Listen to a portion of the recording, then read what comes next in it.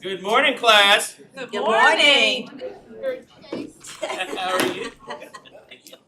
Welcome to the Teacher's Pet. That's right. The March State Board of Education of the State of Georgia regular meeting. It's great to see everyone today, and I'm going to ask Miss Lisa Kennemore if she will lead us in a prayer.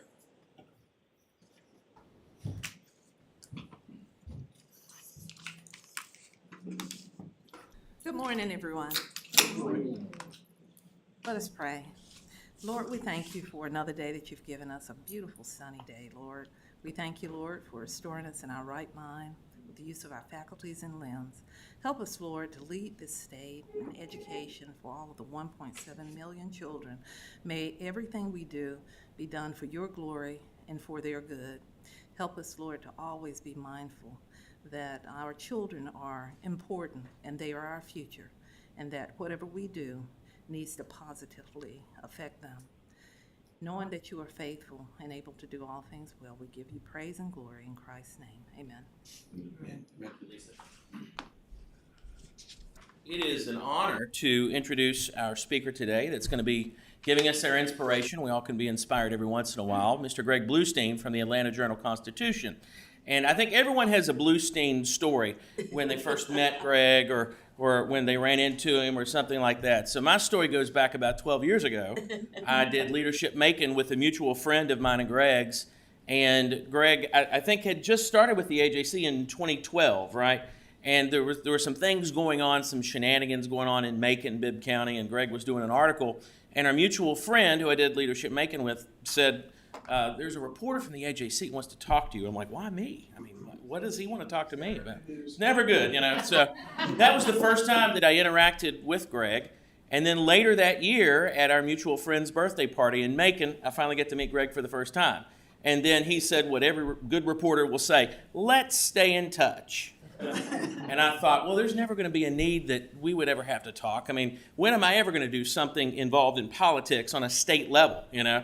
And now, flash forward, and Greg is where he is, and I'm here, and it's been great to get to know Greg through the years. Greg is a political reporter at the AJC, and I think we all probably, it's must-read stuff for those of us in politics in the state of Georgia. He and Patricia Murphy have a daily thing called the Morning Jolt, which is something that when you wake up in your inbox, there it is, and it tells you what's happening, especially this time of year with session going on. They have a wonderful podcast that comes out regularly Wednesdays and Fridays, but when there's breaking news, like Crossover Day, they did a special live version of it, and it's just a wonderful thing. And Greg is just such a detailed reporter, and truly, I know a lot of times we complain about the media is biased one way or the other, and I can tell you that Greg reports the news as it is, and he gives it to you, and I really believe that. And that's something that's missing in today's world is ethical reporting, and I appreciate what he does. And without any further ado, Mr. Greg. Thank you.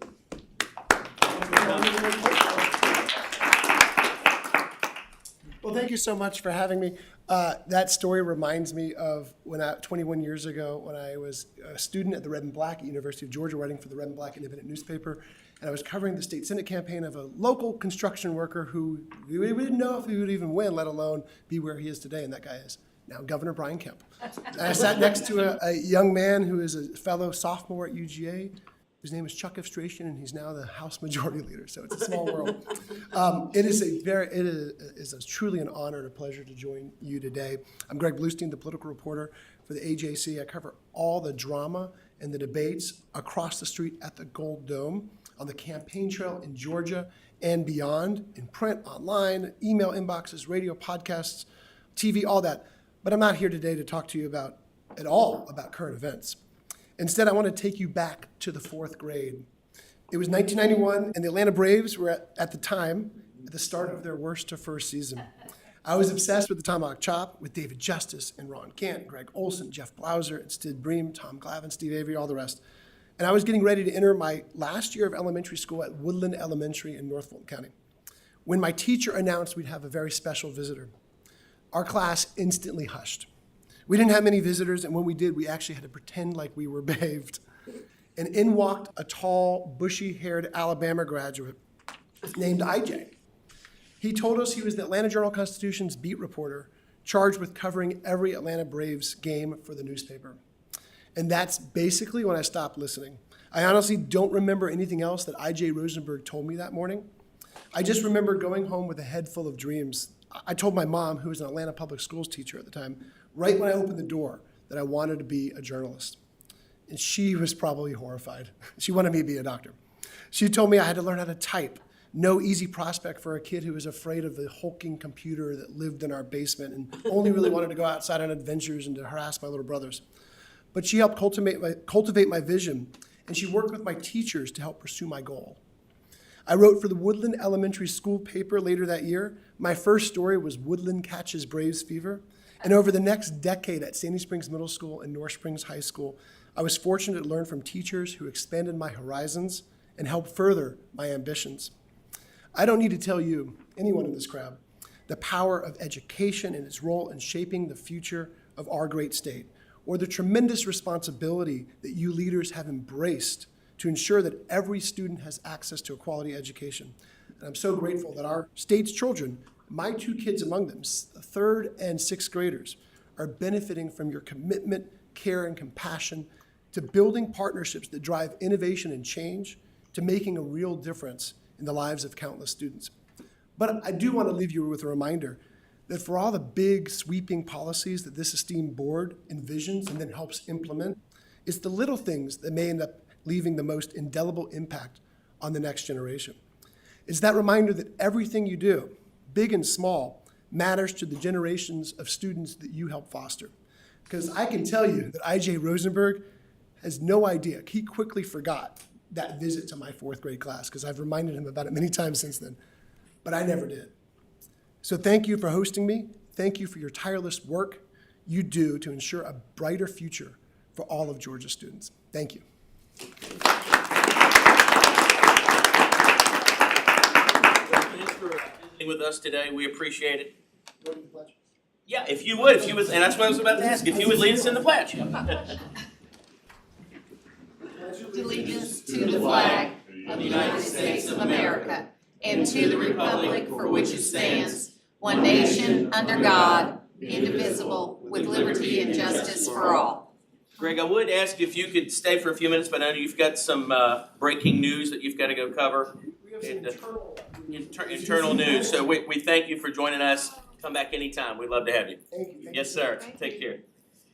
All right, we have some other guests in the gallery today. We've got Larry Darnell from Educators First, Roger Fitzpatrick from Mountain Ed Charter, Tricia Schwarber from Trago Ed. We have Taryn Collinsworth and Lori Ward Rogers from Communities in Schools. We'll be hearing from you all in a little bit. Beth Haynes from Decoding Dyslexia, Megan Swingle from Decoding Dyslexia. Of course, we just heard from Mr. Greg Bluestein, AJC. We have Owen Smith from Georgia State Parks, Justin Polly from GSBA, Matthew Smith from GPEE. I think I just saw Buddy Costley walk in. How are you, sir? Did I miss anyone? If so, and you'd like to say hey, yes. Beth from Coding Dyslexia. Hey, how you doing? And also Jennifer. Who else we got? Okay. Yeah. We got quite a few people. All right. All right. Well, we need to build the agenda for today's meeting. And so I will first turn to our Rules Committee. And Mr. Mason, were there items from rules that need to be placed on the agenda? Yes, sir. Items 2 through 3. Hold on a second. Let me back up. Before we do that, we have 3 items for public hearing. We have State Board Rule 160-4-7-.03, which is on the child fine procedures. No one signed up, so the public hearing on that is closed. We have State Board Rule 160-4-7-.16, that is on the Georgia Learning Resources System, GLRS. No one has signed up to speak on that, so the public hearing for that is closed. And then State Board Rule 160-4-7-.18, grants for services. No one signed up for that, so the public hearing on that is closed. So now, Mr. Mason. Yes, okay, so items 2, 3, and 4 are all adoption, so they'll be pulled for a separate vote. Item 1 will be pulled completely Okay, from, and we'll revisit that in another meeting. okay. So we have items 2, 3, and 4, which will be separate votes. And item 1 is pulled completely. Yes. All right, very good. Mr. Donaldson, I turn to you for the budget. Yes, sir. The budget committee met yesterday and it moved items 1 through 21 to the consent agenda. All right, items 1 through 21 will move to consent agenda. Mr. Sweeney, District Flexibility and Charter Schools Committee. Thank you, Mr. Chair. We met yesterday and we will be moving items 1 through 6 to the consent agenda. All right, 1 through 6. All right, thank you. Ms. Kennemore, was there any business from state schools that needs to be placed on the agenda? No, there were no items for us. Okay, very good, thank you. And we did not have an audit committee meeting yesterday, so there won't be any audit items. Are there any other items that need to be placed on the consent agenda? Mr. Benton? Executive session.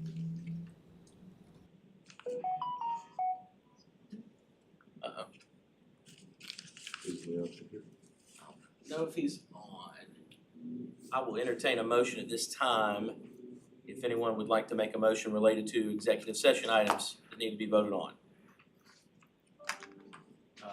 In particular, let's see what the, There's one. there was one. Yeah. Over reversal. Yeah. Make sure we You need the case number. properly state which one it was. Bear with me. Does someone have the packet from yesterday? We just need to know the number so we can. That was the only reversal though, right? Yeah. You guys will also need to move the individual student waivers, the executive session minutes from last meeting, as well as the state board minutes from last meeting, the personnel report from this meeting, and then the 2023 legal report, with the exception of one case that's being pulled for a separate vote. All right. I will entertain a motion reflecting everything that Stacy just indicated. So moved. Thank you, Mr. Johnson. Thank you, Ms. Kenny. Any discussion? Okay, well, that's gonna be placed on the agenda by adoption, whatever the one that's pulled for separate vote, though. Whatever the number, I mean, we're still waiting on the, what's, The number is 2023-20. okay. 2023-20 will be pulled for a separate vote. Everything else that Stacy indicated that Mr. Donaldson moved on, Ms. Kennemore seconded, will be placed on the consent agenda. All right. Any other items? Normally, we have someone that does this for us, y'all, so I'm sorry. Any other items that need to be placed on the agenda at this time? All right. We will take a brief 10-minute recess. We'll come back at 9:25 so we can build the consent agenda, and then we will go from there.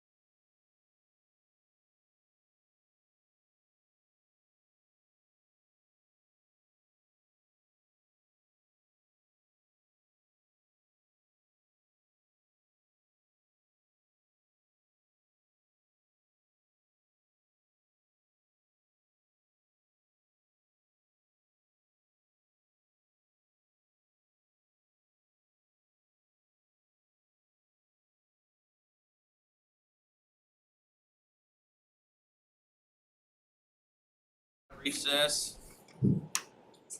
And board members, you have in front of you an agenda, which includes the consent agenda. At this time, Mr. Sweeney, I will turn to you for a series of motions related to this. Thank you, Mr. Chair. I make a motion that we approve the agenda. Second. All right, any discussion? All in favor, please signify by saying aye. Aye. All opposed? Aye. Thank you.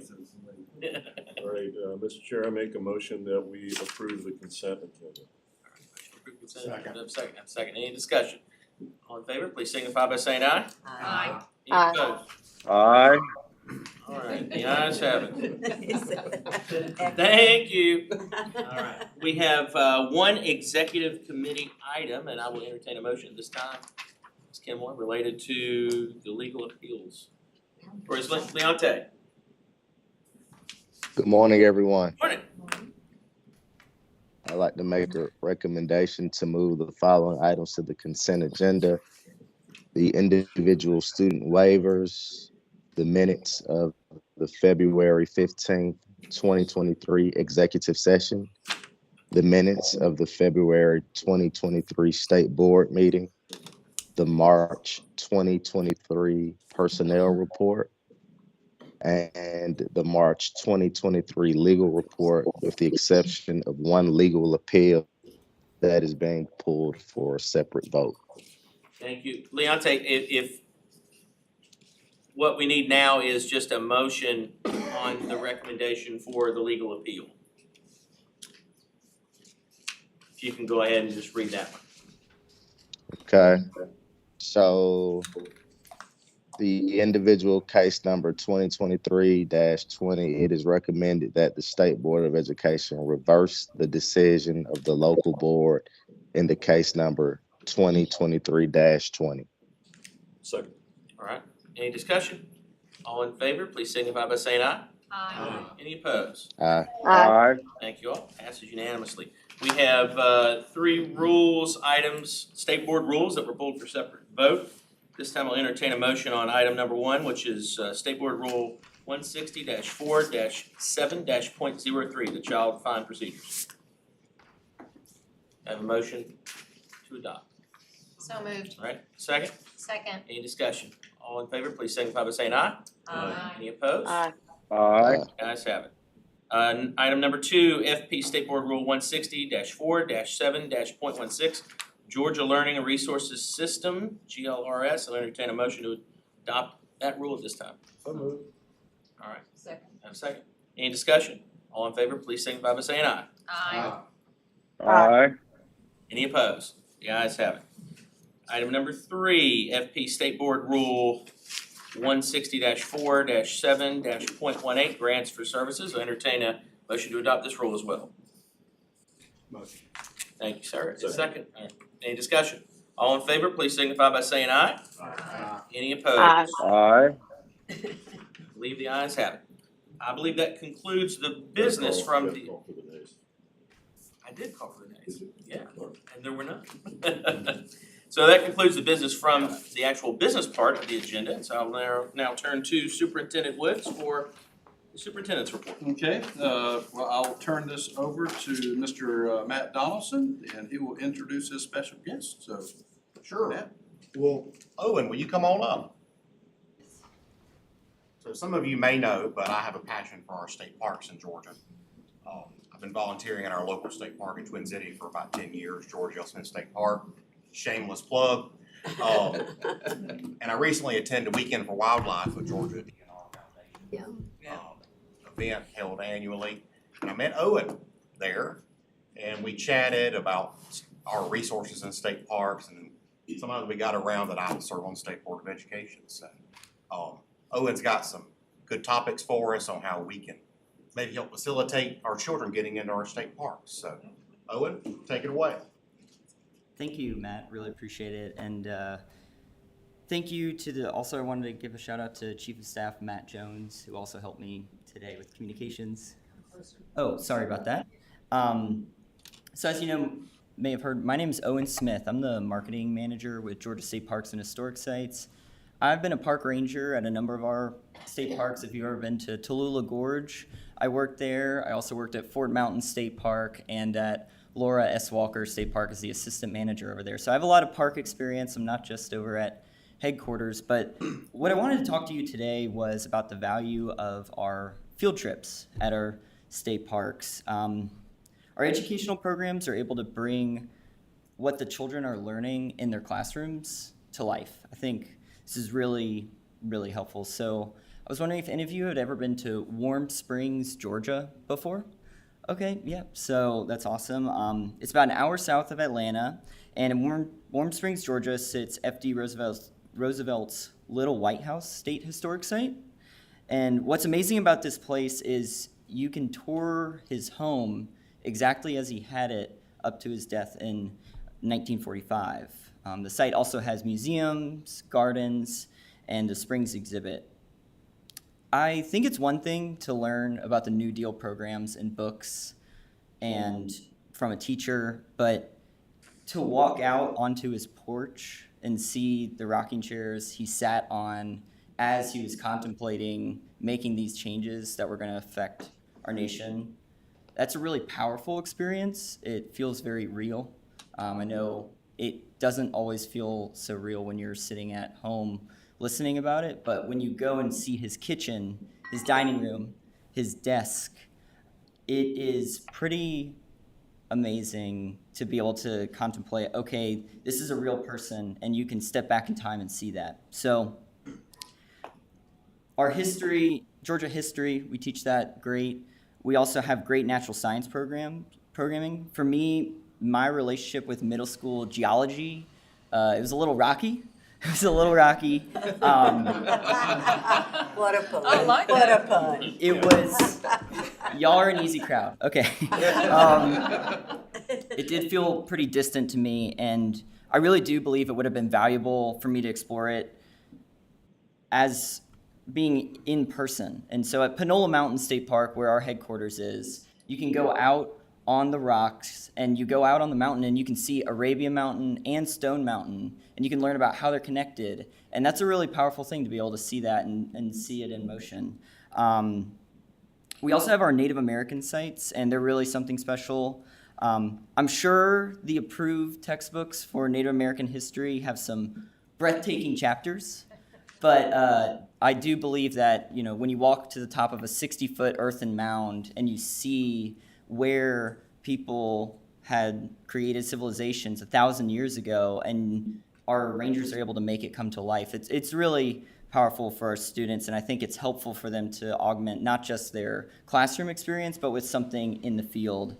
And I think what's awesome about this is that kids can learn things in the classroom, but then see it face to face in a digital world that I know y'all are thinking about a lot. I think doing things in person is really valuable. 2019, before COVID, was a record year for us. Just in the fall of 2019, we had over 20,000 students experience our educational programs around the state. But however, COVID really depleted our attendance to almost zero. So once the worst part of the pandemic subsided, we assumed students would begin to come back as they were before COVID, but that wasn't the case. So our marketing team and our site-level park rangers put in a lot of effort to make it easier for teachers to find the information they need online. And we updated our website to include the Georgia Standards of Excellence offered at the field trips for the parks. We included pricing, program length, and detailed program descriptions so teachers could feel confident that they were booking a well-organized and educational field trip.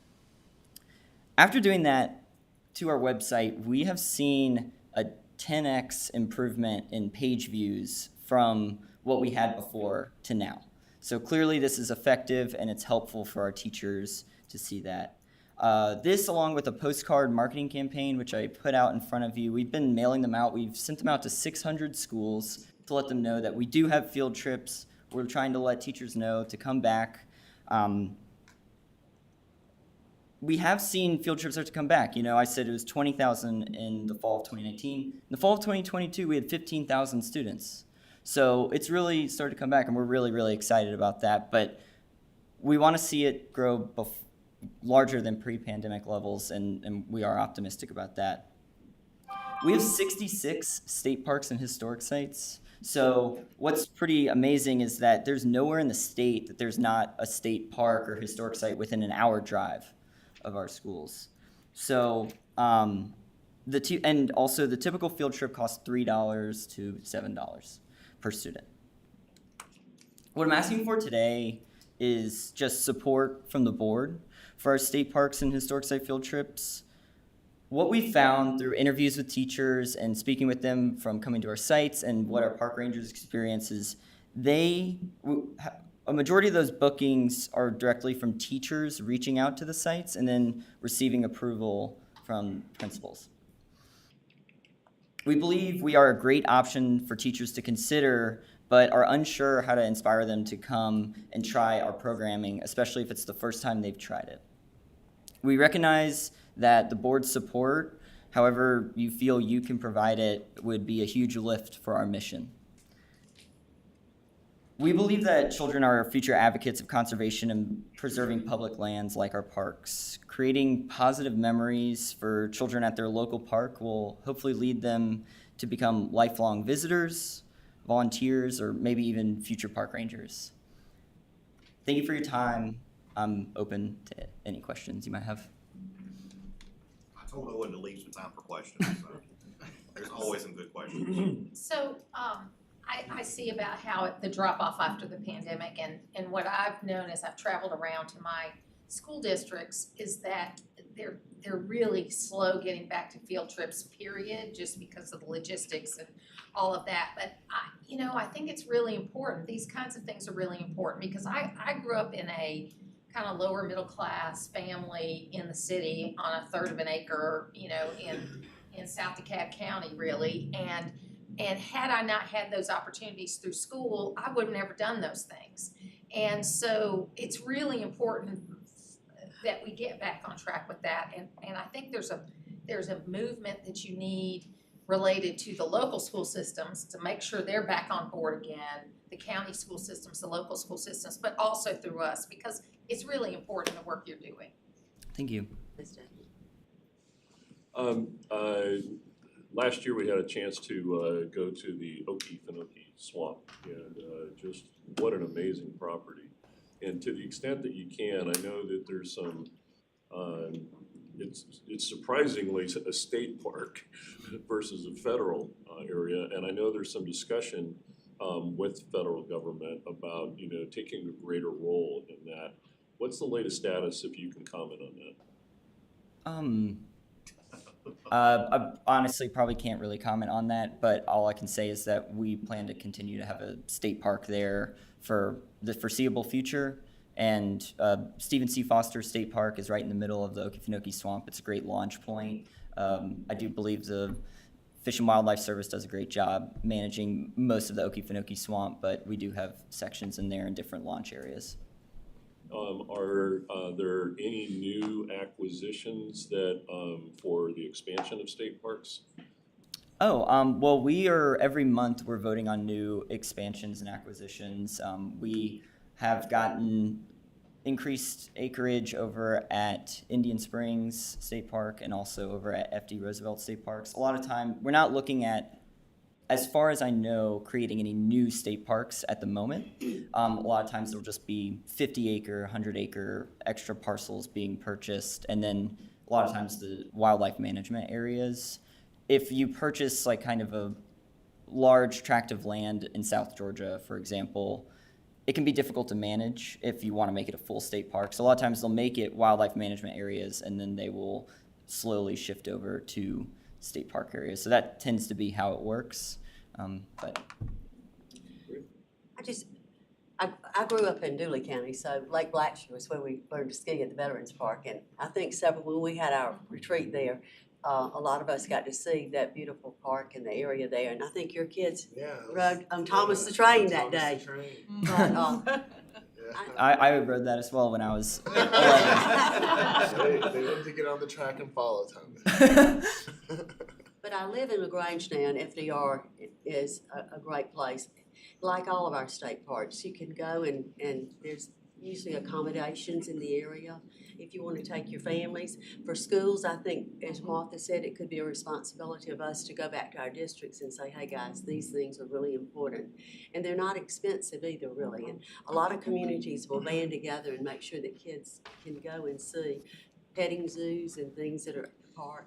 So I appreciate you being here today, and I think you've got a whole group of people, 14 of us, that can really help in some ways, get the message out too. Thank you, Matt.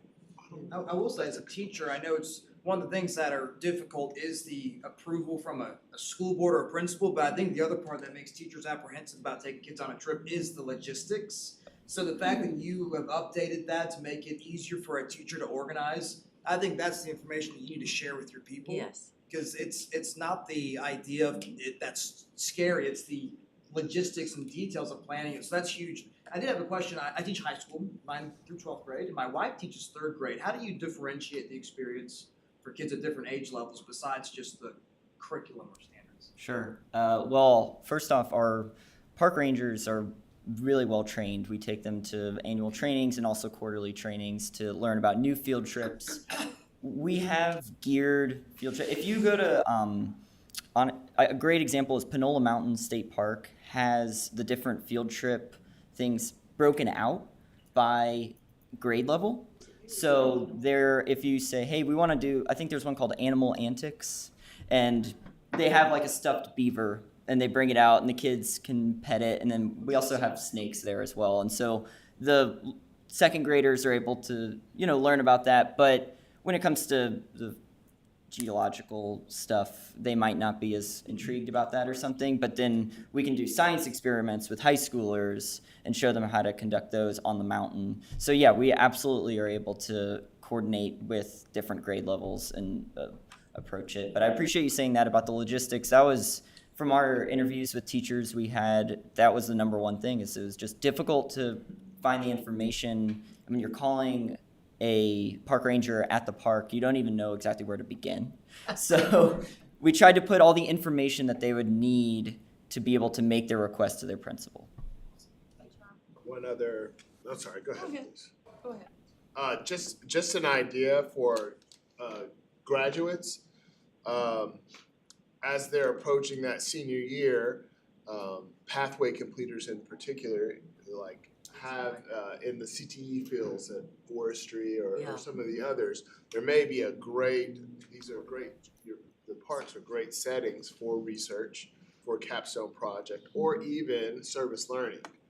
So those two for kind of to differentiate how as they get older, as opposed to a field trip, I think, if I'm a senior in one of looking for service learning or a capstone project, what great locations to choose from. And you said there's a park within an hour of every district, right? So, that's another, that would be another carrot to get individual students and their families, and pathways, being more interested in Our Mr. Mason, are pathways, is that something that's being pushed right now through the school board? I'm actually not exactly sure what that is, so I'd love an explanation of that. Training in individual fields, so there's like an agriculture pathway, there's, 60, where's Barbara?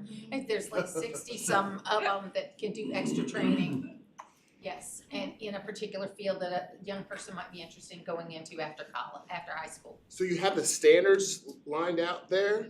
There's also requirements to become a pathway completer, and I know project-based learning is huge, but having a authentic location within Georgia to be able to collect your data or study something, or to be able to work with a ranger may be something really neat and unique to help. Is mowing grass a pathway? Well, yes. Landscape, we got landscape, right? Yeah, yes, and then you got hospitality and tourism. Hey, Yeah. Landscape design. Okay, there you go. Thank you.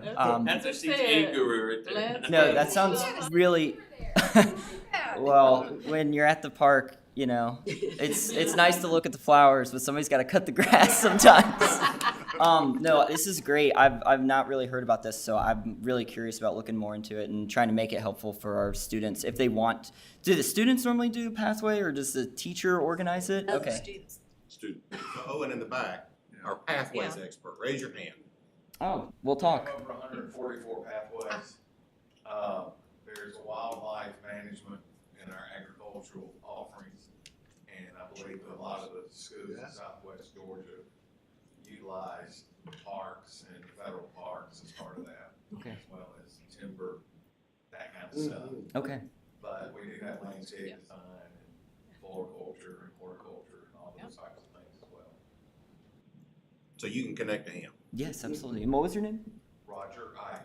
Thank you, Roger. Yeah, I love the parks. Well, I live in Stone Mountain, so I go to Stone Mountain at least 2, 3, 4, sometimes 5 days a week, walking around the mountain and a lot of the different trails. Also, Panola Mountain, Arabia Mountain, Fort Yargo. Go there camping, Labor Creek, Dahlonega, and also don't forget the parents. Reach out to the parents. Because what I did when my kids were learning about the gold rush, I took them to Dahlonega and we panned for gold. They were excited. And when we learned about the Trail of Tears, I'm also Cherokee Indian. So I took my kids there and they actually got to go through and see everything in New Dakota.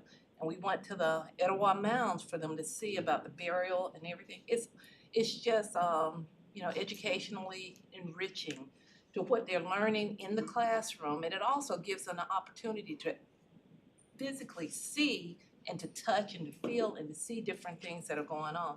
So I recommend that you reach out to the PTA, PTOs, and parents individually, because even if they can't do it as a field trip at school, they can do it at a field trip from home.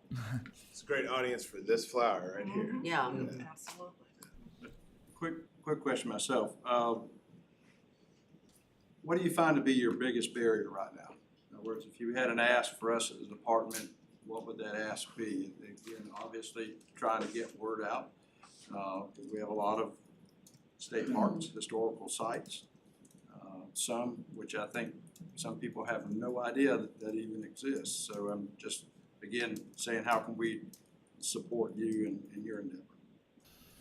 Well, I'm not exactly sure of what the capabilities are of the board, but my first thing is definitely knowledge of our state parks, that it's a viable place to take a field trip. I think maybe you might have a better understanding of this, but if I were a teacher, I'd be concerned of any field trip I'd be suggesting. Is this legitimate? Is this like real? Are we going to get anything out of this? Is this something that the Board of Education would be happy to hear that our students are doing? So any kind of support that you can show to teachers, because it really comes down to the teachers from what we've seen. They're the ones who book the programs.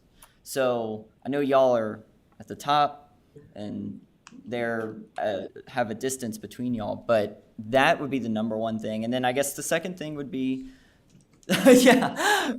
Well, they're the most. They're honestly the most important. But I also would say too that any kind of, I'm not sure what the gas situation is. That's something I hear from rangers, that getting the field trip gas money can be a challenge. I have no idea what that would look like, but that was just another barrier that I could tell you about. But it's information is the number one thing, as I would like to say. Again, information, we can reach every school in the state of Georgia. Okay, that's not a problem with getting that out. But I think it's trying to say, what is the message you want to get out? And it's just for us, I think Jason's over here with our communication. If it's something to say, hey, you want to highlight a park, you give us a snippet, give us some information, and we can put it out on Facebook. Eventually, I think we're looking at revamping our website. If there's a link that said, hey, we can set you up with that, being a sister state agency, and with that, we have a little bit more freedom. We don't have to kind of navigate some of the things with that. We're willing to work with that. So if you can provide that, we'll talk. And sure. definitely help get the word out. I mean, that is one thing we can do very effectively. That would be excellent. And I know that the Georgia Standards of Excellence are, if you go onto our website, gastateparks.org, and type in GSE 035, I don't know if that's exactly a code, but it'll come up with the search of all the programs we offer with that Standard of Excellence code. So we have a fairly usable website if we can just let them know to come there. I mean, I'm open to ideas, but anything you can do on your end for the website on your side, if teachers are using that's excellent. Oh, like I said, we let them know. I think from what I understand, they just don't know what they don't know in that sense. I think there's a lot of new teachers from what I understand. And what we've seen is that teachers go to the same field trip every year. Yeah. And if you've never been, it's scary to come. Okay. Got one more thing. Buddy Cosley, I'm gonna put you on the spot. You back there, buddy? Yes, sir. There he is. So this is Buddy Cosley. How many Gale members do you have, buddy? 3,000. 3,000. So that's your man to talk to. Administrators, principals, education leaders. Gale? Gale, Georgia Association of Education. Okay. So, Gale, wouldn't this be a good session at That'd be great. the Gale conference? Yes, sir. That's your man. Good luck there. Nice to meet you, buddy. Just got a session. You wanted it, here you go. Perfect. But seriously, if not a session or something, Gale has a tremendous network. Yeah. That can connect you to more administrators who might can push it down to teachers, who just might not, I think it's just education, like you said, so. Thank you for coming. Sorry, buddy, I put you on the spot. That's why we exist. Glad to help. Great, and I'll hang around for a little while, and if y'all want to speak with me, you can. But again, thank you so much for having me. I hope you get to visit your local state park soon, whether it's just talking to a ranger or just going out solo. Just try to enjoy it. All right, thank you. Thank you.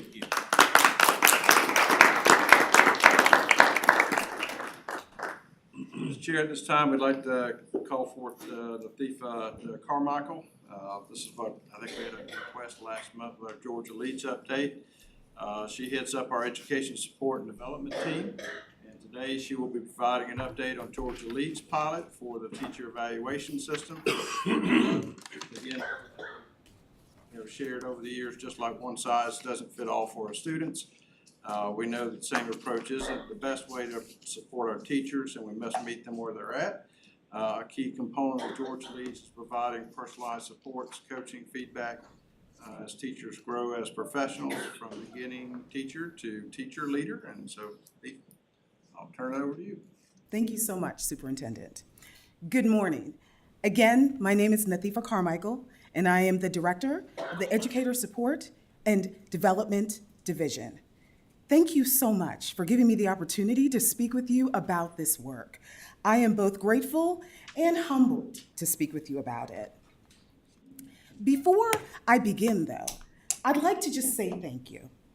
I'd like to thank the school and system leaders across the state who participated in early listening sessions with us so that we could hear their challenges while learning how to create a high-quality system.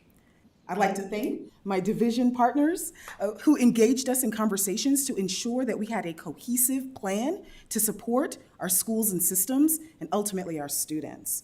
I'd like to thank our pilot districts who raised their hands to join us in this work. And thank you to our Georgia Leads advisory partners, Michael, Buddy, and all of the rest who represent higher education, professional organizations, district superintendents, school and charter leaders, and the teachers who shared our vision while choosing to hold us accountable for realizing the results. And finally, thank you to all of our educator support and development team members out there who continue to work tirelessly to build a system that honors the students and teachers and leaders of Georgia. While much planning, research, and design has already occurred, the purpose of this pilot is to adapt based on our feedback that we learn, to measure the effectiveness of each of the components of this system, and to monitor processes and procedures throughout the pilot years. We want to ensure that this system is a fit for all of the needs of Georgia. Teachers are a critical part of this pilot process. We want to use their feedback to make sure that they are receiving the support and growth that they need. We also want to make sure that we are giving them opportunities to give us that feedback. And you'll hear more about that throughout. But let me start at the beginning. In June 2022, the Georgia Department of Education, in collaboration with the University of Georgia, Carl Vinson Institute of Government, released a teacher burnout report that identified the following themes as root causes of teacher burnout: assessment, preserving and protecting time, pressures and unrealistic expectations, teacher voice and professional growth, and mental health and wellness. As an agency, we have worked to tackle some of these challenges and address some of the recommendations. Georgia Leads is one such effort. It's so important for us to understand the why. And so why Georgia Leads is necessary based on those teacher burnout report recommendations? Well, because we know that school leaders and teachers are the most important school level factors in student learning. We know that integrated systems is what promotes collaboration and shared ownership for professional growth, innovation, and student success. We know that supporting teachers and leaders by recognizing strong performance and helping them grow is more urgent than ever. And we know that an evaluation system should provide understanding of effective instruction, practices, critical skills, and develop those. And so with that, we developed a theory of action. It explains how Georgia Leads is designed on purpose to improve the practices of our educators so we can see the results in our students. If we define and develop those effective practices, then we will increase teacher effectiveness, which leads to our ultimate goal of greater student success. Because, as you'll hear in our tagline many times, when teachers, or even expand, when educators thrive, students will succeed. And so I think it's important when understanding Georgia Leads to understand the shift from teaching, or from the teacher, to teaching and learning. So I'll speak to this table you see before you. In a teacher-focused system, there is a focus that's only on teacher performance. But Georgia Leads is a teaching and learning focused system. So it focuses on the teacher's performance and its impact on student learning. A teacher-focused system, it includes up to 6 observations per year, and the focus is on the observation, a checklist. A teaching and learning focused system includes feedback cycles that's designed to provide ongoing feedback. A teacher-focused system includes conferences that review evaluators' findings and a sign-off on reports. A teaching and learning focused system provides debriefs that allow teachers to reflect on the instructional choices that they make and actually generate appropriate next steps. A teacher-focused system includes comments that reflect observed instructional practices that they saw in the past. But a teaching and learning focused system provides feedback that is specific, it's actionable, it's bite-sized, so that a teacher can take it, achieve outcomes the next time they get in front of students. And finally, a teacher-focused system provides documentation of participation or compliance. A teaching and learning focused system provides evidence of observation, analysis, and feedback that's actually designed to result in improved student outcomes. It's not a checkbox, it's not compliance, it's work that is designed to support, improve, and grow the teachers and their students. A key component of Georgia Leads is our Elevate model. The Elevate model is the model for observing, analyzing, and providing feedback for effective teaching. We believe that that model is designed not to evaluate a teacher, but to elevate a teacher. And so that's a key mindset that we are incorporating into this system, the shift from evaluation to elevation. The primary aim of this system is truly for teacher growth and student improvement. Again, from a teacher focus, from a gotcha system to a teaching and learning focus. And Georgia Leads emphasizes the focus on growth and development and not a simple rating level. I'd love to share with you the key components of Georgia Leads. There are 3. Those components in many ways, reflect similar aspects of the current system per state law. Targeted teacher performance standards. This notion is that it's important to prioritize the practices for teachers so that we can then provide them with actionable feedback so that it is then personalized to the level of the teacher's experience. The second component is that of student indicators of growth, achievement, and development so that we can allow students, or we can use that information to demonstrate students' performance in key growth areas. We are able to consider whole school progress, and we can see student development in non-academic areas and ways in which teachers are able to contribute to that. And finally, the third component is professional growth and advancement. It's this notion of differentiated, competency-based professional learning. We heard our teachers loud and clear. It's important to ensure that there is high-quality professional learning that allows them to apply their learning in meaningful ways.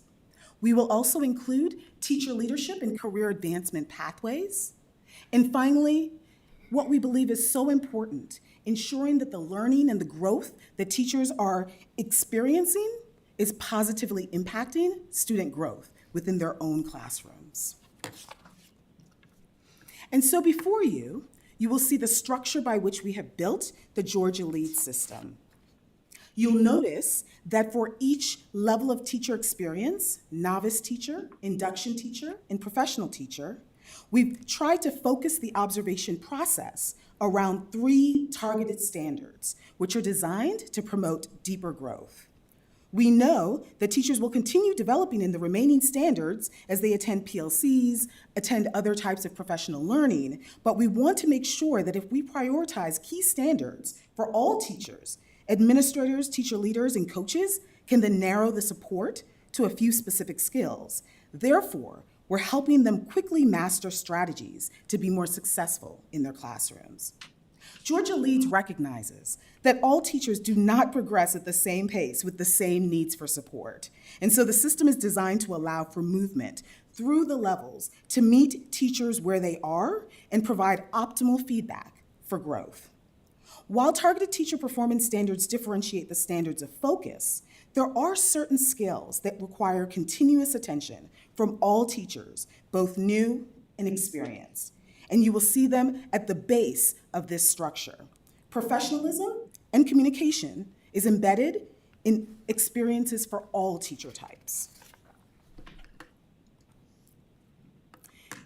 Just to summarize, what we believe are the key features of Georgia Leads that's important for us to promote to all of our stakeholders is that this system emphasizes effective instructional practices.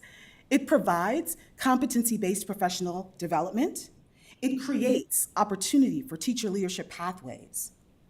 And we're able to do that by offering the Elevate model of observation, analysis, and feedback, by supporting student growth measures that are determined by district system needs, and by providing schools and districts with on-site support. We meet them where they are. So, you've heard me say many times, we want to elevate, not evaluate. We want to be supportive, not be punitive. We want to give feedback, not ratings. These are the core tenets of Georgia Leads. And so, I'd like to just give you a moment to take a look at the map before you, as well as the graphic logos of our pilot districts who are participating with us in this first cohort. You'll notice a few things. Our pilot districts represent regions throughout the state of Georgia.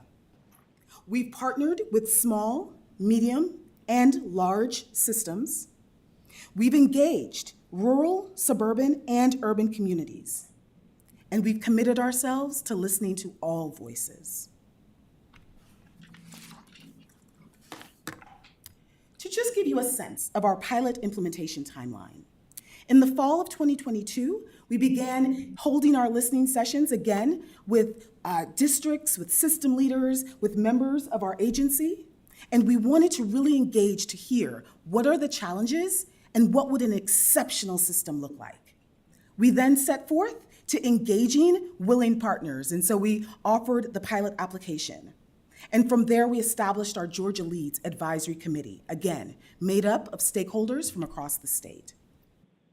In spring, where we are today, we identified those 12 districts and we've been holding orientation sessions with them. Those sessions are designed to build a foundation so that we can then support them through the implementation of the pilot. We've been planning with them. We've been talking with them about participants and needs. And in the fall of 2023, we will effectively launch our pilot. And so from there, we will not simply launch and walk away. We will continue to support our districts on site, in their schools, with their teachers, to ensure that we continue to grow, develop, learn from this pilot, so that we will then launch a promising system that meets the needs of all of our stakeholders. I appreciate the time that you've given me today. I want to stop talking, and I'd like you to hear the words of our real leaders, those that are doing the good work across our state.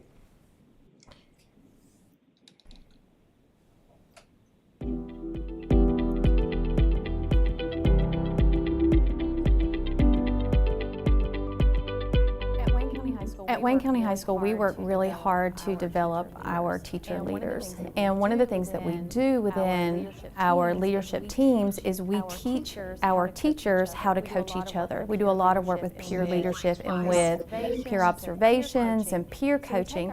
So we take our leadership teams, our instructional leadership team, our department heads, and we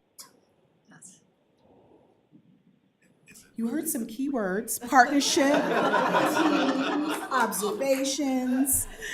2 ears and 2 speakers. Yeah. The one that's not on mute is picking up. Is it picking up both? Yeah, it's broadcast. Yeah. The music at the beginning felt very techno-y. Then he came back. Yeah, wait a second.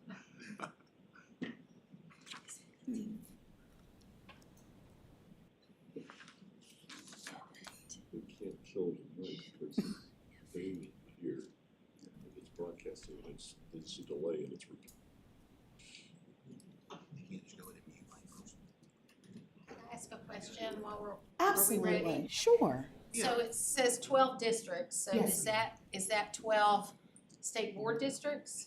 There are 12 districts across the state. I realize that most of the districts represent the different regions, but I'm not sure. If you'll go, I mean, you can't go back to the map right now, but there were no counties from my district included in this pilot. Okay. So I don't know if that was, not on purpose, but is it too late to at least get, because I think there ought to be at least a county in every district that's doing a pilot on that.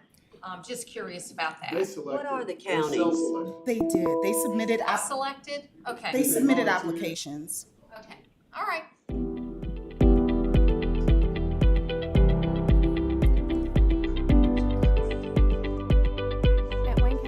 At Wayne County High School, we work really hard to develop our teacher leaders. And one of the things that we do within our leadership teams is we teach our teachers how to coach each other. We do a lot of work with peer leadership and with peer observations and peer coaching. So we take our leadership teams, our instructional leadership team, our department heads, and we teach them about the coaching cycle, and we teach them about what our school focuses are and what to look for as best practices, and then we talk to them about what steps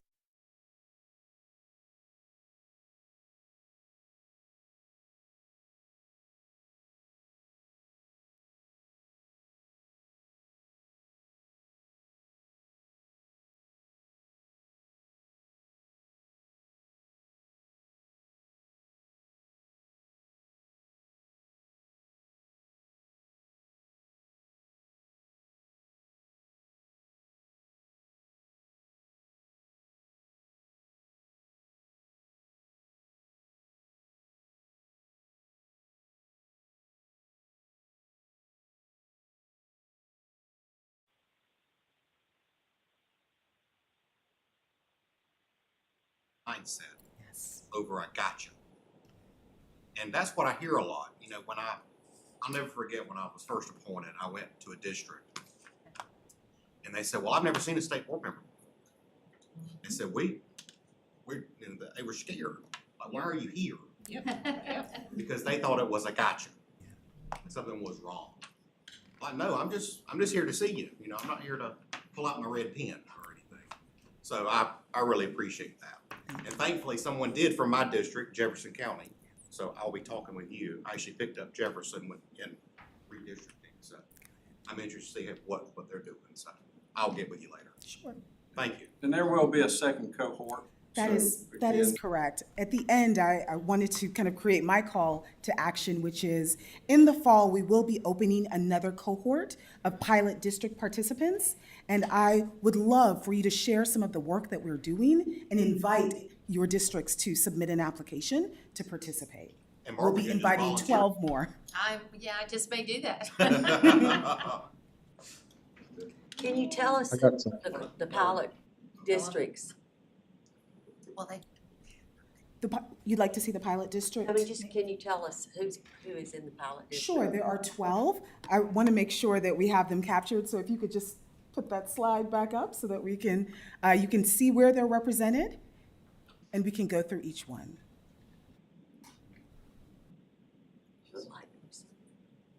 You had it on that last slide. It is captured on the slide. Yeah, but it didn't have the names under it, The did it? names are Oh, I included, didn't but see no it. worries. If we put it up there, I will No, go that's through each fine. one just so we can hear their names out loud.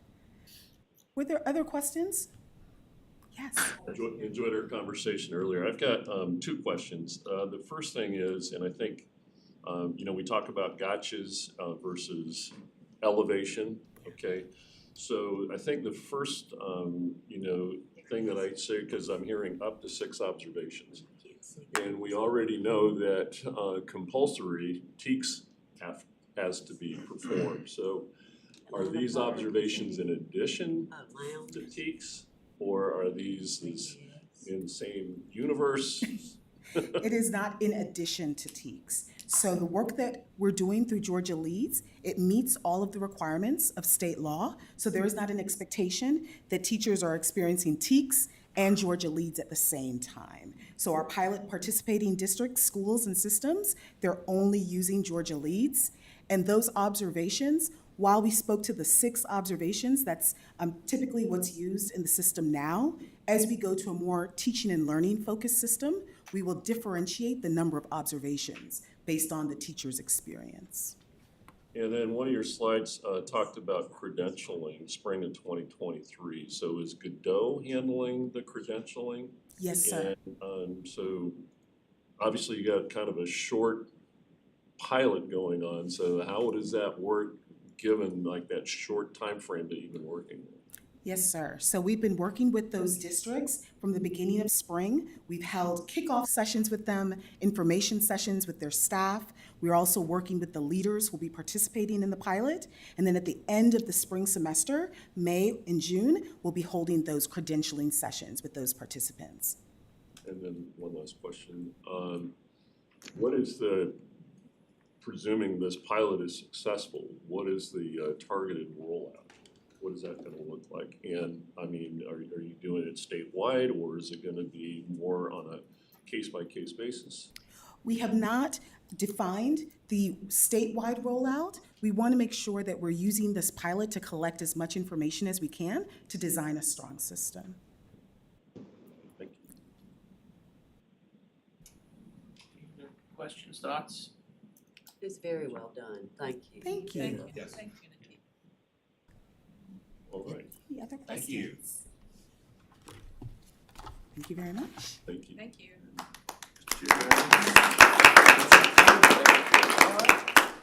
Thank you very much.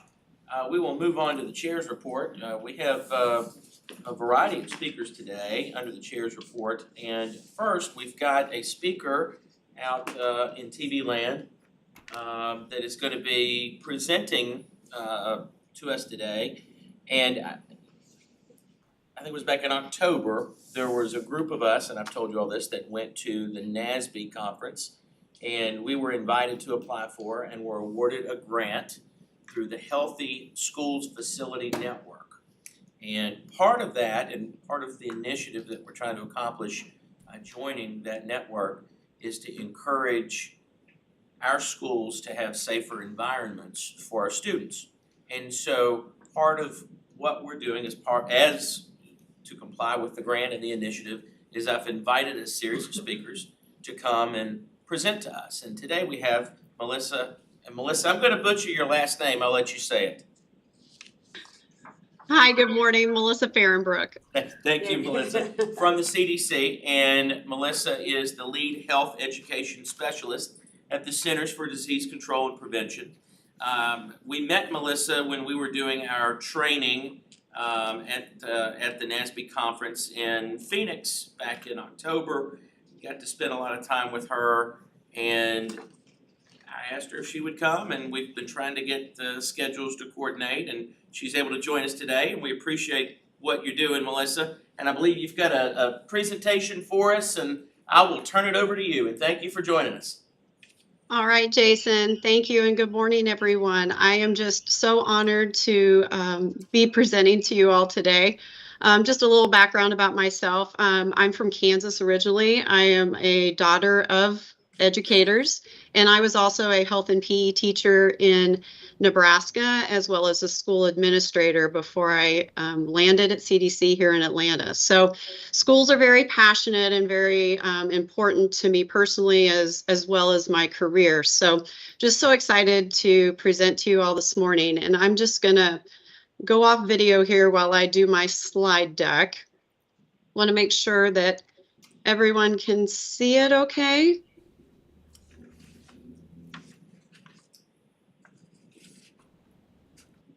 Yes, ma'am. All right. So I'm a part of the CDC Healthy Schools branch at CDC. And as Jason mentioned, we attended the NASB Facilities Network conference out in Phoenix and started talking about not only just ways to improve facilities in schools in Georgia, but also in general about what CDC can provide to the state of Georgia. So it goes beyond facilities. I'm going to give a brief overview of our CDC Healthy Schools branch. We have several tools and resources for schools that are free of charge, and then also talk about grant opportunities. That was a big discussion that we had in Phoenix, is there's money out there, and how can I work with you all in Georgia to look at some grant opportunities. So as I said, how we got here was the NASB Healthy Schools Facilities Network. And again, just really excited to hear what you all are doing with your project and how you're going to move forward with improving facilities in Georgia. But a lot of that goes beyond the boundaries. And Owen, we should have co-presented today. We're all about outside and physical activity outside. So again, we go beyond those walls of the school as well when we're promoting our programs.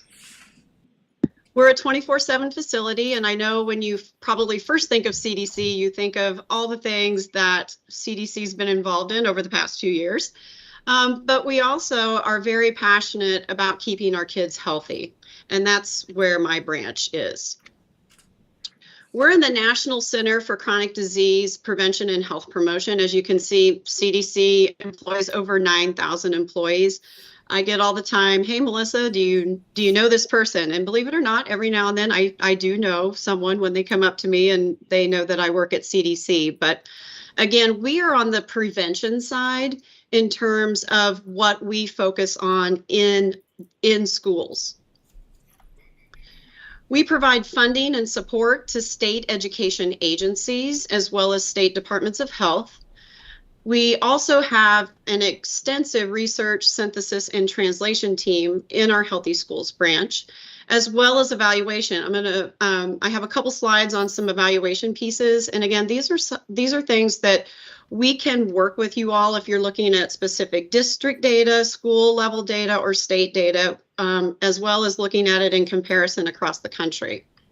We provide professional development and training, which is free of charge. Again, we provide training on our tools and resources. We collaborate across CDC. Again, schools are in every piece of CDC when you think about it, from asthma control, when you think of obesity, physical activity, nutrition. We have worked extensively with the school nurse services group in Georgia, and we've done a lot of professional development and training for state school nurses in Georgia, as well as we have a great health communications, promotion, and marketing group. And we have a newsletter as well as email blasts that you can sign up for that have a lot of tools and resources, funding announcements, as well as other opportunities to stay abreast of what's going on in a school setting. So this is how, across the span of working with specific state departments of education, how we work in chronic disease prevention and promotion. Again, currently we fund 16 states to work on school-based activities.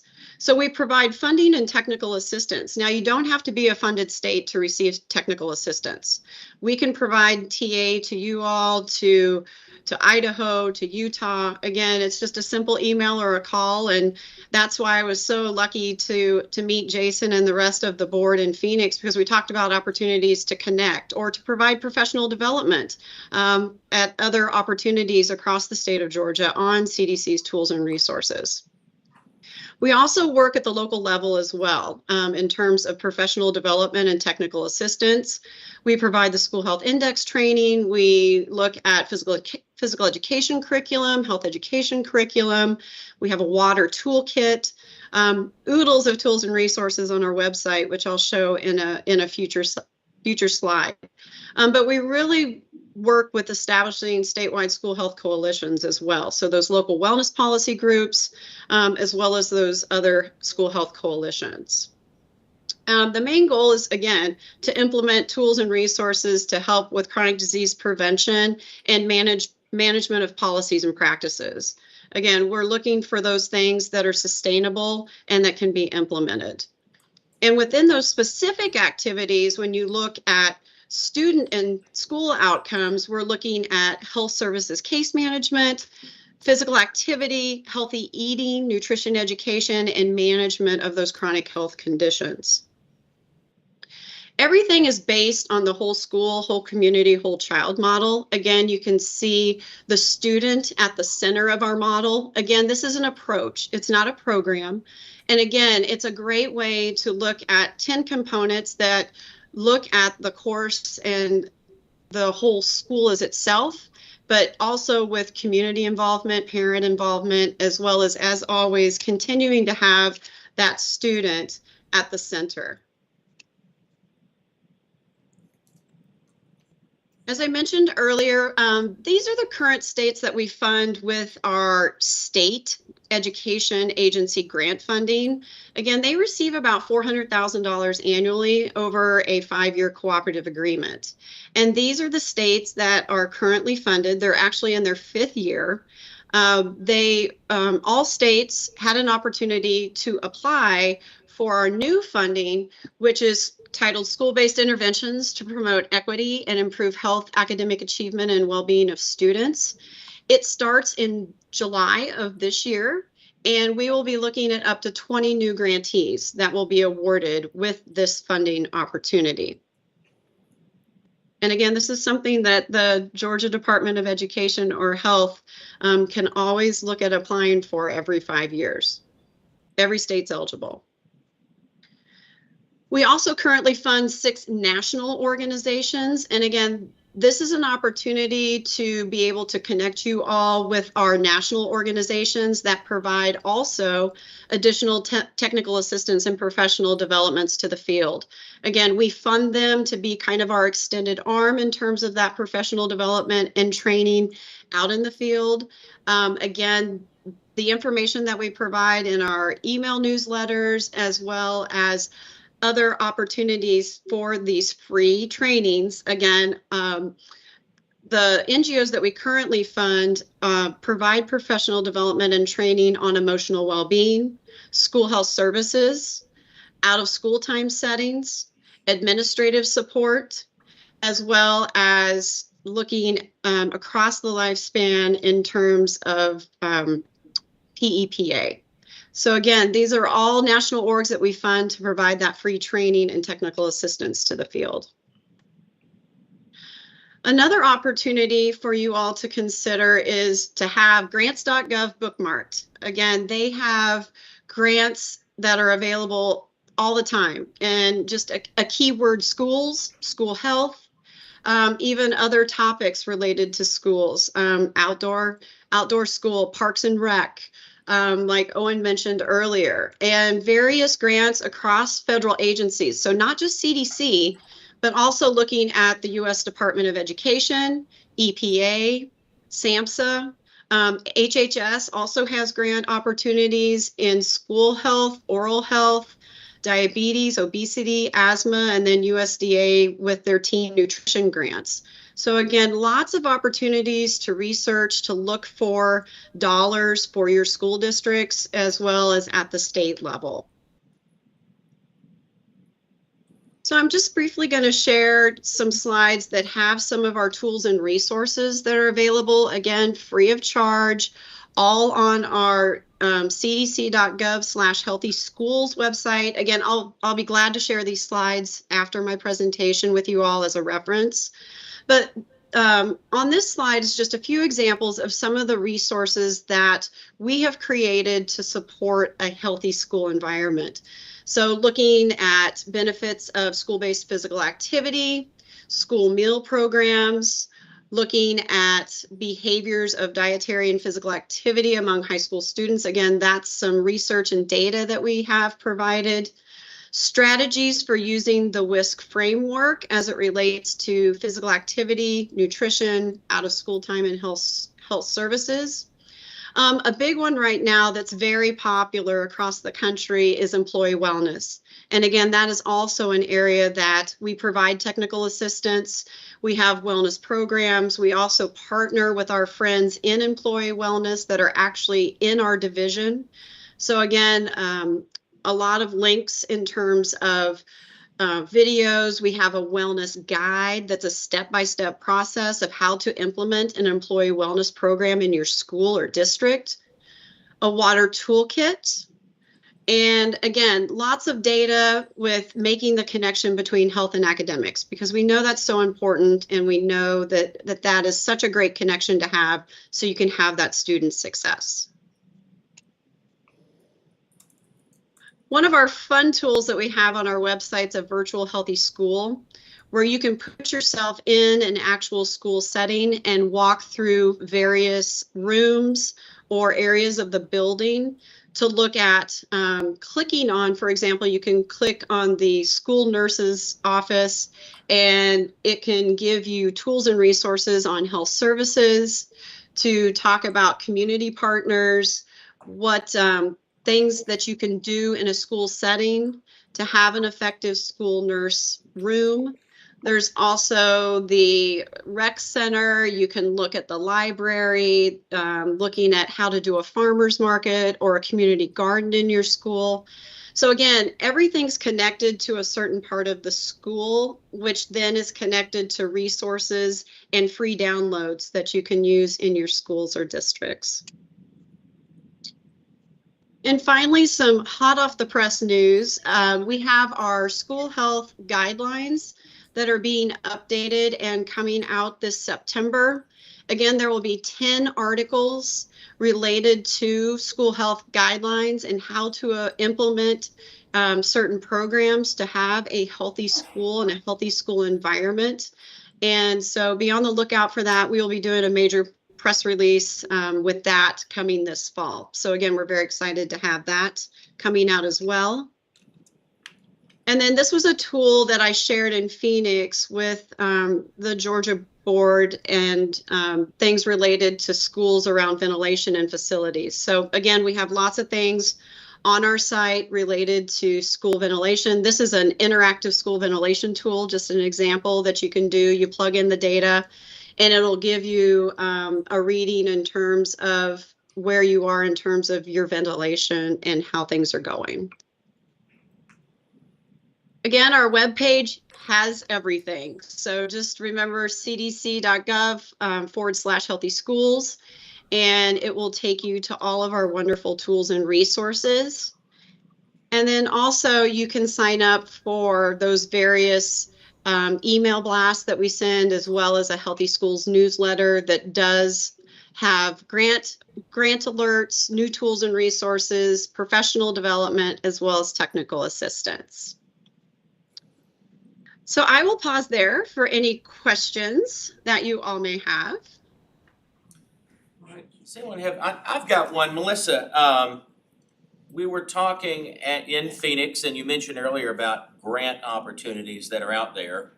And can you elaborate on what, like, systems, what they can apply for grant monies for under the HS, the Healthy Schools Facility Network? What are some of the opportunities for grant monies that maybe the systems aren't aware of, or maybe are underutilized?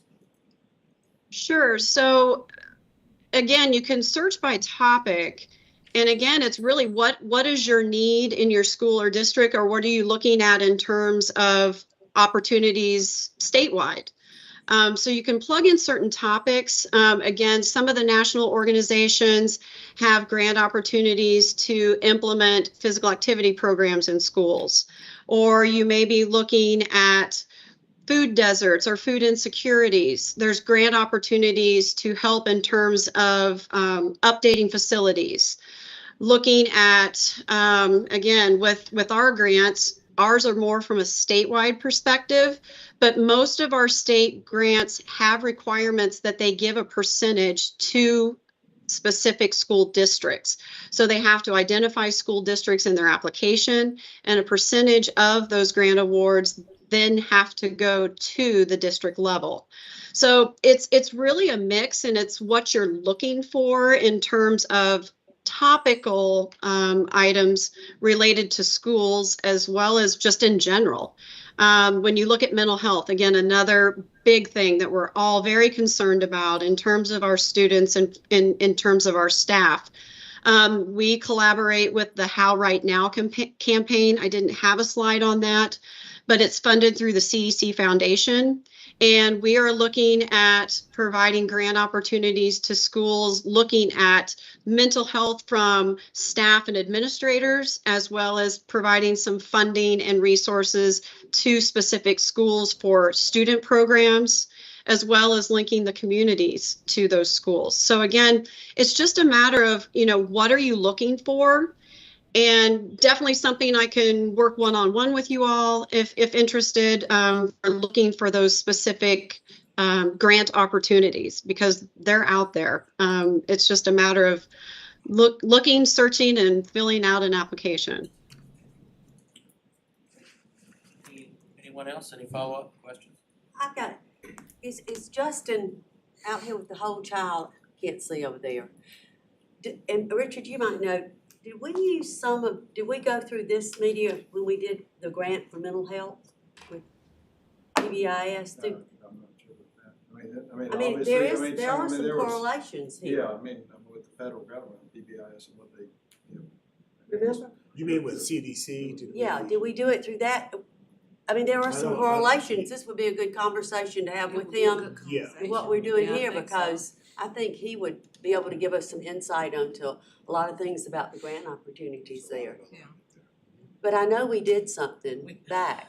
I don't think this was the. It wasn't source. this. I don't Okay. recall this being a part of it. But it certainly does have some correlation to use of that. Well, and I think what's great about, and Melissa, thank you for coming today. What I wanted to do was, there are resources out there for us and for the LEAs that I don't think they know about. I certainly didn't know that this resource was really there to this extent till I met Melissa and we were in Phoenix and learned about all the opportunities. And I want to make sure, as part of the initiative with the grant that we have, that we pass this information on so that our LEAs know, and then we can liaise with them, we can work, make the connection with the CDC and open these doors for them. So it's great.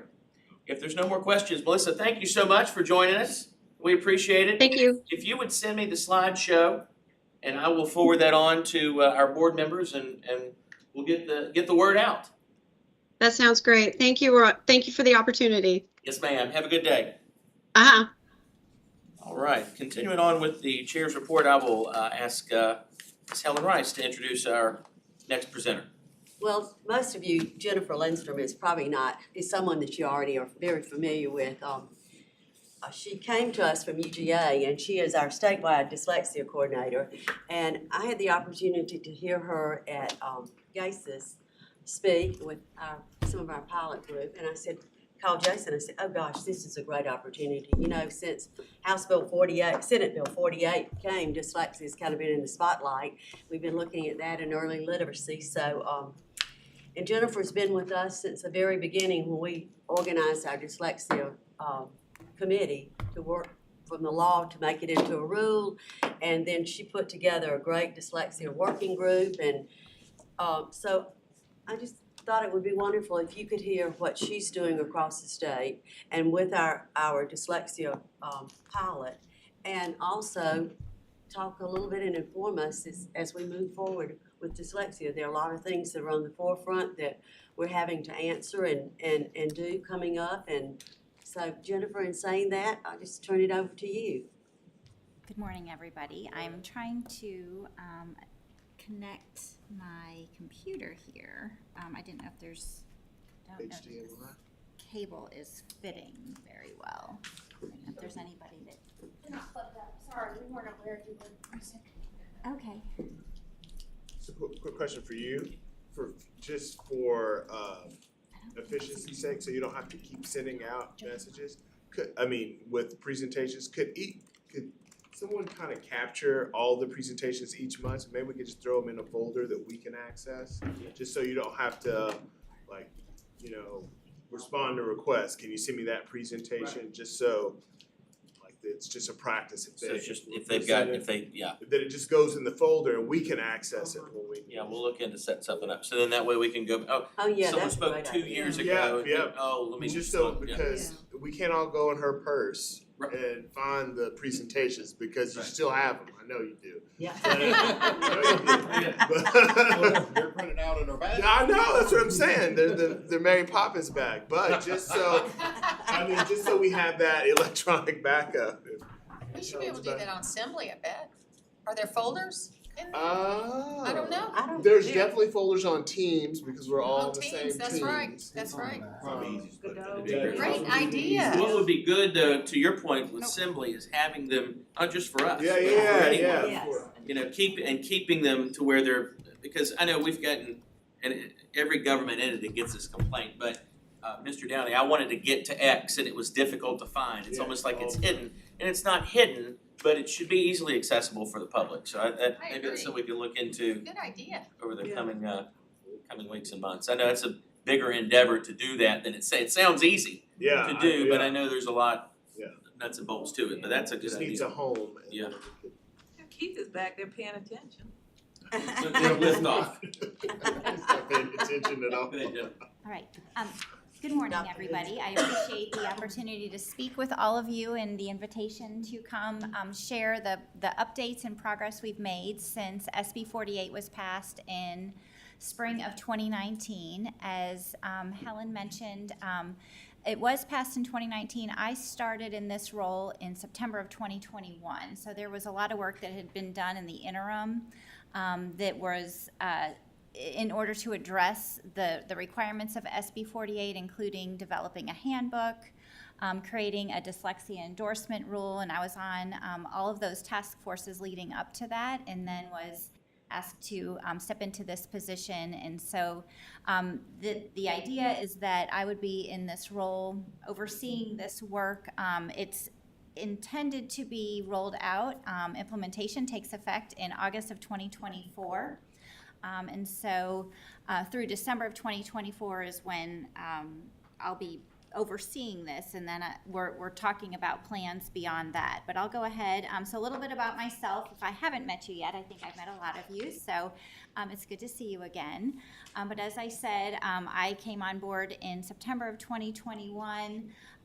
Currently and former, I also wear the hat of associate professor at UGA, and my colleague and I had developed and was passed the dyslexia certificate, actually, before it predated the endorsement. So we oversaw that, and it was the only one in the state for quite a while that was offering a certificate, which now is an endorsement, now that we have from the PSC endorsement in dyslexia. And my area is literacy and dyslexia and training of teachers, and so continue to co-direct and advise students in that program. So some updates since I've seen some of you last, or if I haven't seen you at all, I'll update you from the beginning. We do have a dyslexia board rule. That's not so new. That was passed in August of 2020. August of 2022, after a number of different iterations and revisions.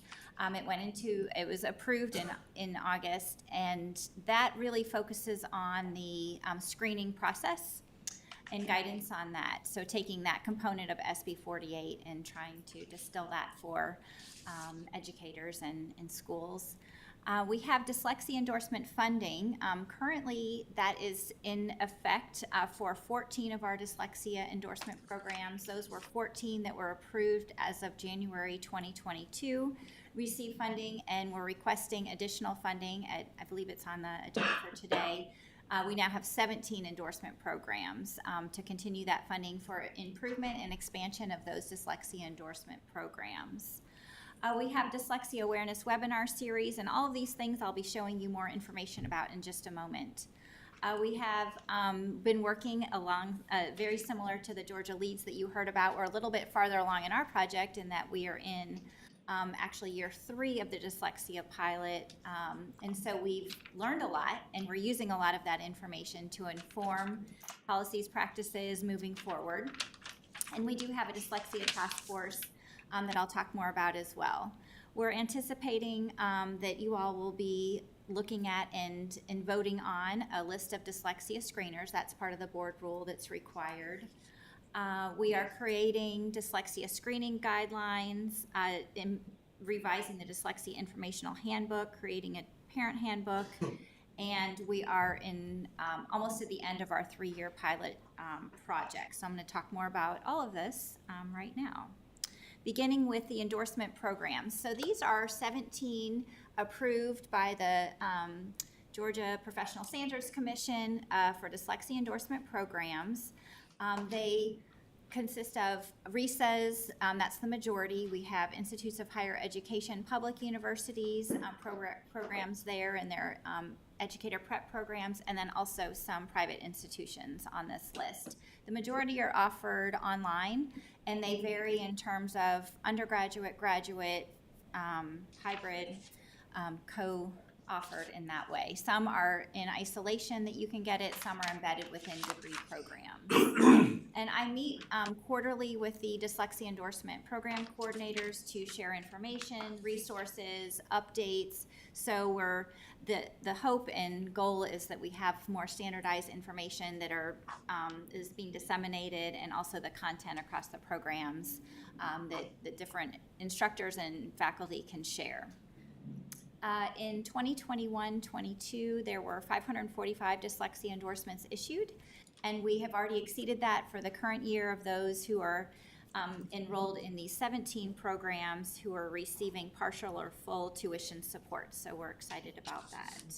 And these, one thing that I often like to say and kind of praise the work with dyslexia is it's bringing all different people and divisions and units and programs together in terms of general educators, special educators, EIP teachers, MTSS coordinators, administrators, speech language pathologists, school psychologists. So it's really kind of at the core of all of that. And when I get asked questions, where does this land in terms of who's overseeing this in our district or in our school? And my answer is yes to all of them, because it really can't stand alone. It's not the burden or the responsibility, and the monitoring of this and implementation does not rest in one single division or program or unit. And I think that is unique and exciting. And I really, that's one of the best parts of my role here, I think. So I did mention that we created and have shared a 4-part dyslexia video series. I think the last time I was here, I shared that. Each of the videos are about 10 minutes long, and we cover topics, just what is dyslexia, reading acquisition, what does that look like, how do students learn to read, dyslexia, and the IDEA, the Individuals with Disabilities Education Act, is the video number 3. And then the 4th video is a little bit longer. It focuses on structured literacy. But what we've offered since then is, which we thought has been really exciting, and we're encouraging districts to offer these videos or post them on their website, share them with parents.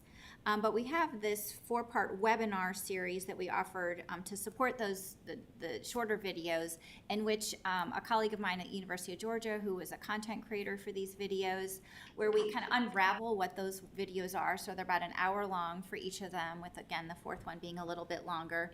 And they're recorded, so you can access them here. Again, this is great information for educators and parents alike.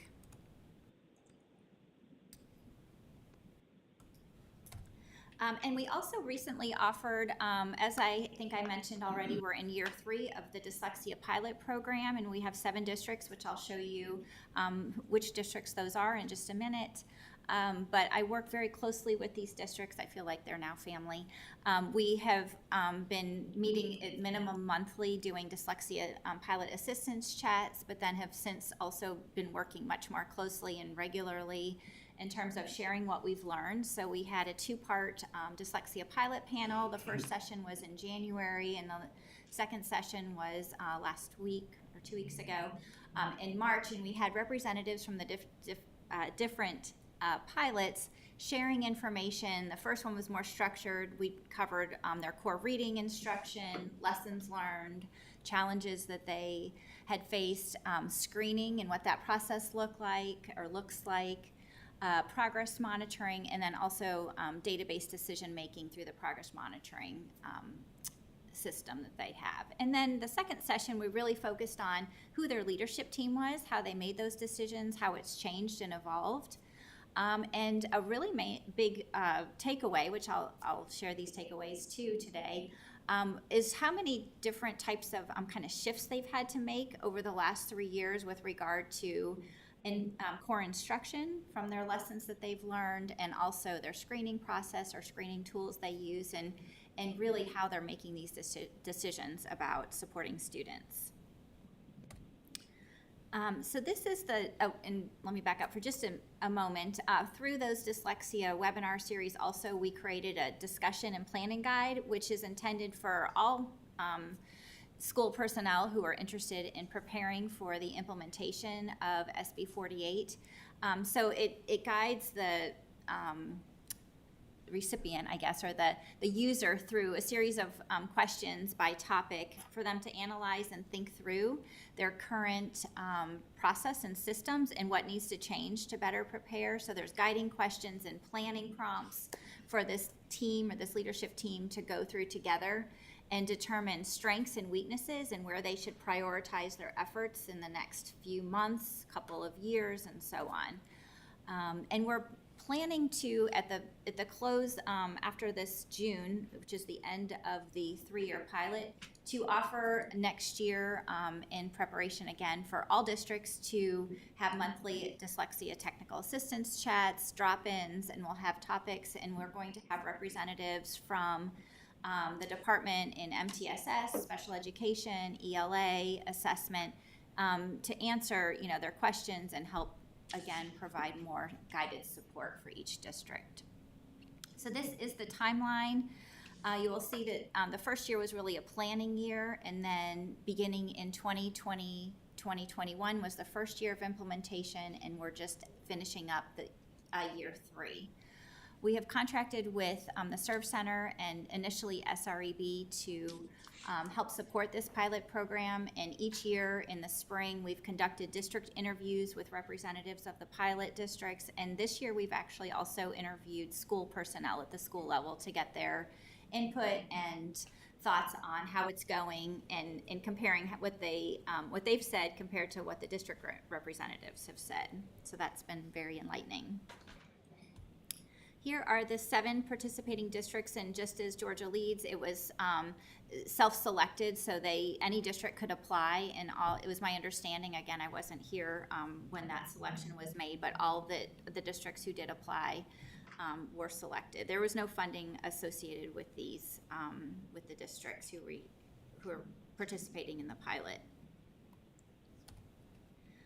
So far, again, as I said, we're based on year 2, and then since hearing from the districts regularly in year 3, we've identified 4 key takeaways based on the information we've collected. And we're hoping, and the purpose, again, of this pilot is to guide non-pilot districts moving forward, and also to inform the department on what types of supports are still needed. So one main takeaway is that MTSS is a critical foundation and infrastructure for the requirements of SB 48. That was something that was a little bit unclear going into this. Are these going to be parallel tracks or steps that need to be taken? And they're not. So the screening for and identification of characteristics of dyslexia fits right into the current existing infrastructure in terms of MTSS processes.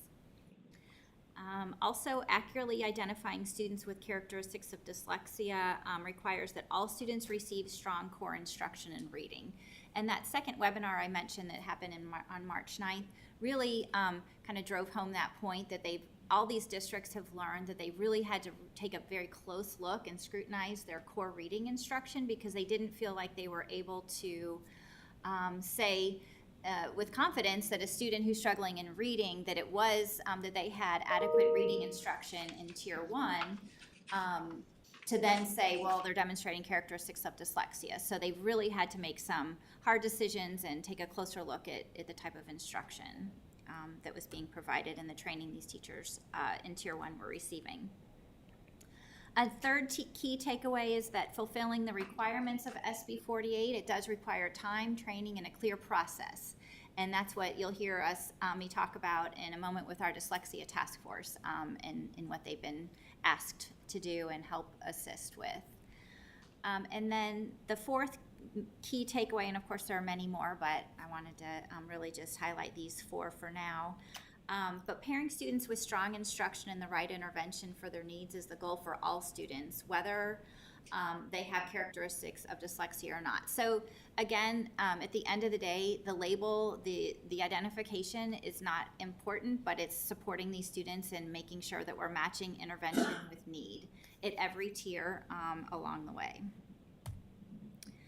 So we had a dyslexia advisory board when SB 48 was passed, and we've since added to it. We have about 60 members, and we met beginning on November 30th. We met again January 27th, March 3rd, and our final meeting in person is April 28th. The work will continue after that, but this is a very kind of structured, intentional work that each of the members of the task force has been participating in. So each of the members of the task force is assigned to or working on in a particular working group, and we have 4. One of the working groups is the screening for characteristics of dyslexia, and they have their deliverables or their outcomes that they're asked to share by April 28th, is really creating this specific screening procedures, a flow chart for districts on what that process looks like within the larger MTSS process, creating a dyslexia characteristics of dyslexia rubric, and then also reporting form for the annual required reporting for these students. And there's about 6 to 8 members of the task force on each of the working groups, and they were based on expertise and experience. They were put on these working groups accordingly. And then we have a dyslexia parent handbook. So we have the purpose of this particular group is to provide a handbook that is not altogether different from the dyslexia informational handbook, but it distills the information so it's more meaningful to parents and families. There's specific topics it has to include, but one I think important component of this is going to be FAQs within this handbook, but also sample scripts that parents and schools can use when communicating information about reading needs, reading difficulties, and then potentially characteristics of dyslexia. So then it's more, it's giving a guide to these districts on how to actually communicate and share information and answer frequent questions from parents and others. We also have a group that is charged with creating a dyslexia professional learning plan. And this particular group was asked to create a two-tiered model, with tier 1 being identifying topics that are relevant to all stakeholders, all school personnel at every level. It might be on what is SB 48, what's screening mean, how is it different than identification of students for eligibility for special ed. So common topics that just need to be the foundation for all educators and administrators. And then tier 2 would be specific topics that are targeted based on subgroups. So it might be school psychologists would be the target group to learn more. It might be administrators, it might be curriculum specialists, it might be tier 1 teachers. And this is more of methods and application. So this would be a series of PLs that would be offered in trainings, whereas tier 1 would just be more of like a one session type approach. And within this group is identifying topics and objectives that should be covered with each of these PL opportunities. And then lastly, we have our Dyslexia Informational Handbook. And while we do have a handbook that in its current form, it's in its second version, there are some sections that need to be updated based on what we learned from the pilot. And we also are adding an English learner section. And then, so that's what they're subdivided into these 4 groups of MTSS, intervention, English learners, and then IDEA. And then the way, just to kind of showcase all the work that's been done already, if you're not familiar with Padlet, SREB they're help supporting this work, and we've are using Padlet. So what that looks like is, let's see, each working group has is represented here, and then that's how they share and disseminate resources and information. You can see across the top here all the different working groups. And so these members of the working groups each have a chair, and I work directly with the chairs, and then they are working ongoing on all of this, this work.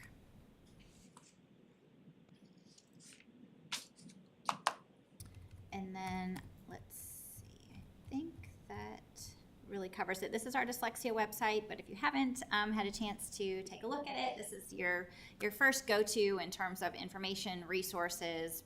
Try to keep it updated regularly. You can access the video series, the handbook, PL opportunities, anything about the pilot. All the endorsement programs are listed here, and so on. Okay, that is a very quick overview of what we've been doing over the last several years.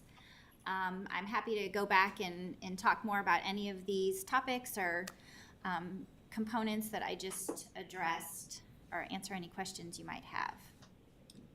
Well, let me say thank you for that. And also, if you were not last night, if you didn't have a chance to go last night and see the truth about reading, you missed a really chance to understand how it feels to be a dyslexic person, how it feels to be a child in 4th grade that knows they're smart, but they're going to the left to another room where their friends are going to the right. You know how it feels to be an adult that's 62 that is a multimillionaire that can't read and has a business, and he's there to learn. He's at a center to learn to read. Or we met John Cochran last night, who is 82 years old, who put together this film and spoke, and he didn't learn to read till he was 60-something, I think he said. And he was a teacher. And he taught for 20 years and couldn't read or write. And his story is amazing because you can feel, and Cameron Mattingly was there too, who has been with us this whole time. And you could just see in their soul the pain that it felt to be hiding this. and having to overcome it by doing sometimes silly things and sometimes really things that could have put your life at risk. And so when you look at what is being done here with this group that Jennifer is leading and what is being done throughout the last 5 years, and we had, like, as you said, a little delay in 2019 because of COVID, but we picked up.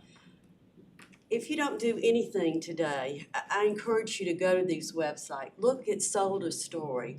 Look at what this video, if you could pick it up some way, and see what is experienced when people have the courage to step out and talk about dyslexia. And then families are sitting there saying, we knew something was wrong, but we didn't know. Thank goodness for our governor who put Senate Bill 48 in the path, the law. Thank goodness for these parents that show up to this meeting every day and have been over at the Capitol every day talking about this. For Jennifer, Richard, for the team here. But I do have an ask today because, and I pulled out all these papers from my Mary Poppins bag, you know, the review committee and our dyslexia working group and what was done back, this whole group of information that was done when we looked at other states and to look at dyslexia. I know that we had a time where the DOE put out a request for information on screeners. And Tiffany, I know you're there, Dr. Taylor, so we've been waiting for those screeners to kind of come out and surface. I would like to request today that maybe we can get Jennifer's group, because you meet on April the 28th, that's our last meeting, can take a look at those screeners that you have with the request for information and the applications, because the number one thing that we learned about dyslexia is the screener is the key to identifying that child. And if you don't understand the application of that screener and you don't understand what you have in front of you, we can make a hiccup. Districts can make a hiccup. So if it's okay with you, Richard, and Superintendent, and with Dr. Taylor, I would like to request that we release those 13 requests for information applications that we already have here to Jennifer's group to review and maybe vet a little bit and have some understanding about them, because they're lacking this data to put in the handbook that she was talking about, that this group that's working on the screening for dyslexia. And if you don't know Rachel Greenlee, who is, and she came and spoke to the group early on, do you remember? She was a counselor. She's a school psychologist. Psychologist, I'm sorry. And she spoke to us, and she was very moved by what this group of 26 had pulled together, and now you've added on to that. But if we could do that, I think that would be a tremendous step forward. And then once they've looked at them and vetted, then you can bring them to the board. Also, is it too late for us to introduce some others? We, as working on this, from parents and other groups, they have turned in some things from Tennessee, some screeners. It might be some of the same ones, but could we look at what they're doing, because they're already transforming their state, and have a chance to really look at those? Would that be okay, Richard, if we made that request to do that and allow this group to look at the ones that we have for RFIs here, and then if it's not too late, we could turn in a few that we saw that Tennessee submitted and they're already working on with their group, just for them to vet them. I know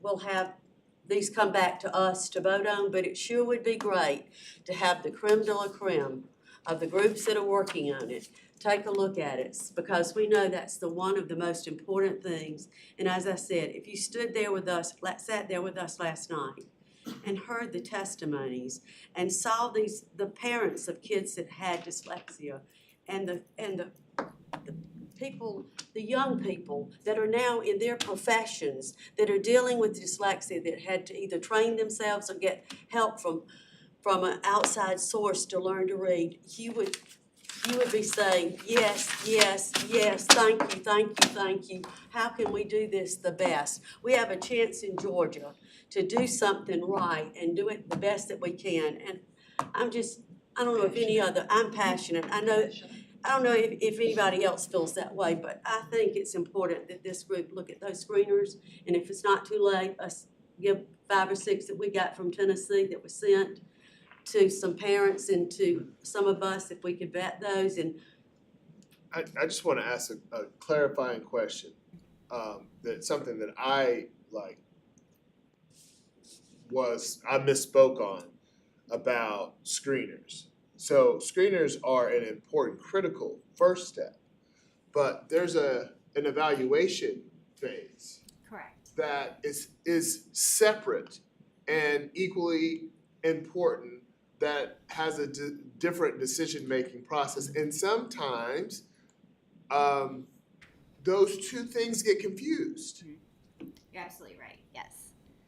So do you want me to explain a little more about that? Just a little more Yes. about. So, and I'm glad you brought that up because oftentimes we'll have parents and teachers where there's some misconceptions that SB 48 was intended to diagnose students with dyslexia, and that's not the intent of that law.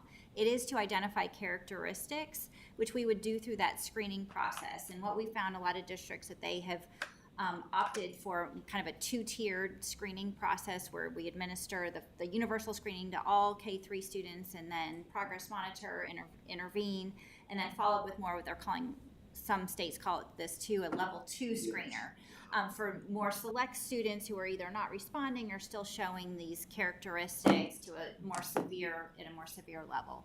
But you're right in that then we would continue to intervene. The student may then be placed from tier 2 into tier 3 and then be referred for special education evaluation, which is a very small number in comparison to students who are screened that first initial level.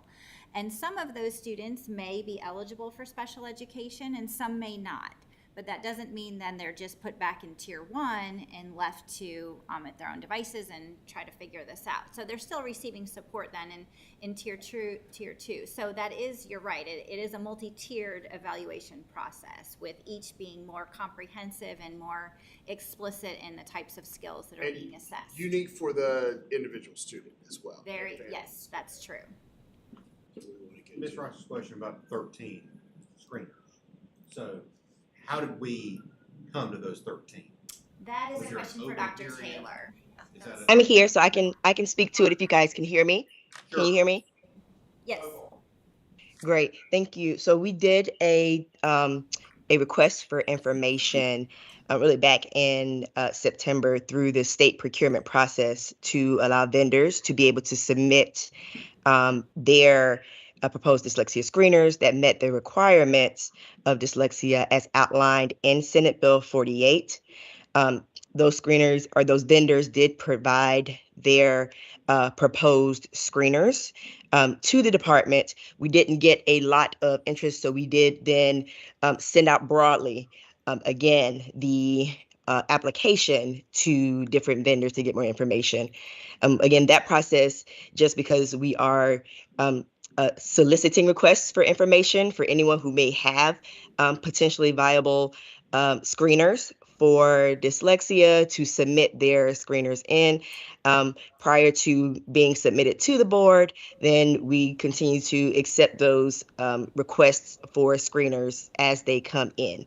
The goal has been to make sure that all of this work is aligned. So, as soon as we get through the ELA standards and making sure that that is also aligned with the dyslexia procedures as well, then the list will be submitted to the board for approval so that we are making sure that we're not overwhelming our teachers by making them think we have different initiatives going on for the support of our students in these similar areas. In terms of the request for the Dyslexia Task Force to review the screeners, I have provided the list of screeners and the applications to Ms. Rice, so it should be in your inbox. I sent it to you 3 times, so you should have it, and the task force is certainly welcome to look at it and review, but we will be submitting it to the board for full approval as soon as the ELA standards are completed for that alignment. So a follow-up to that. So it sounds like this may be a a procurement problem. You can't just add additional people unless they go through the same process that everyone else went through.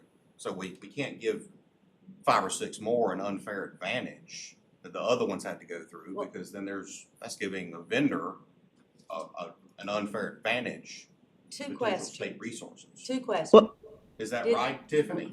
not necessarily at this point, because it's just a request for information. It's not an unfair advantage until we submit the full list to the board to be approved. So they can continue to submit them because, like I said, through the procurement process, the RFI wasn't sent out for them to get a contract. It's just being sent out for you to send your information to be included on a list. And so we were able to put it out via the state process. We were accepted what we could, and then the state suggested you may also want to send out to the vendors, at least that you know and are aware of. And so we reached out to districts, reached out to some of our dyslexia advocacy organizations to say who are some vendors out there as well that the application could be sent to, so that we could get the word out more broadly, that anybody who has at least screeners that met the requirements were able to make sure that they got their materials in. We want to make sure that we are at least giving everybody the opportunity that at least has a viable screener to be able to submit their screener in for review to be approved by the state board. Okay. No, hold on, Helen. Martha's had her hand up. So, and maybe I'm just confused about the semantics here. Okay, so we submit these applications, we're requesting information. We are just getting back paperwork? I mean, we're not actually, is it that you submit and say we need them to fit these guidelines?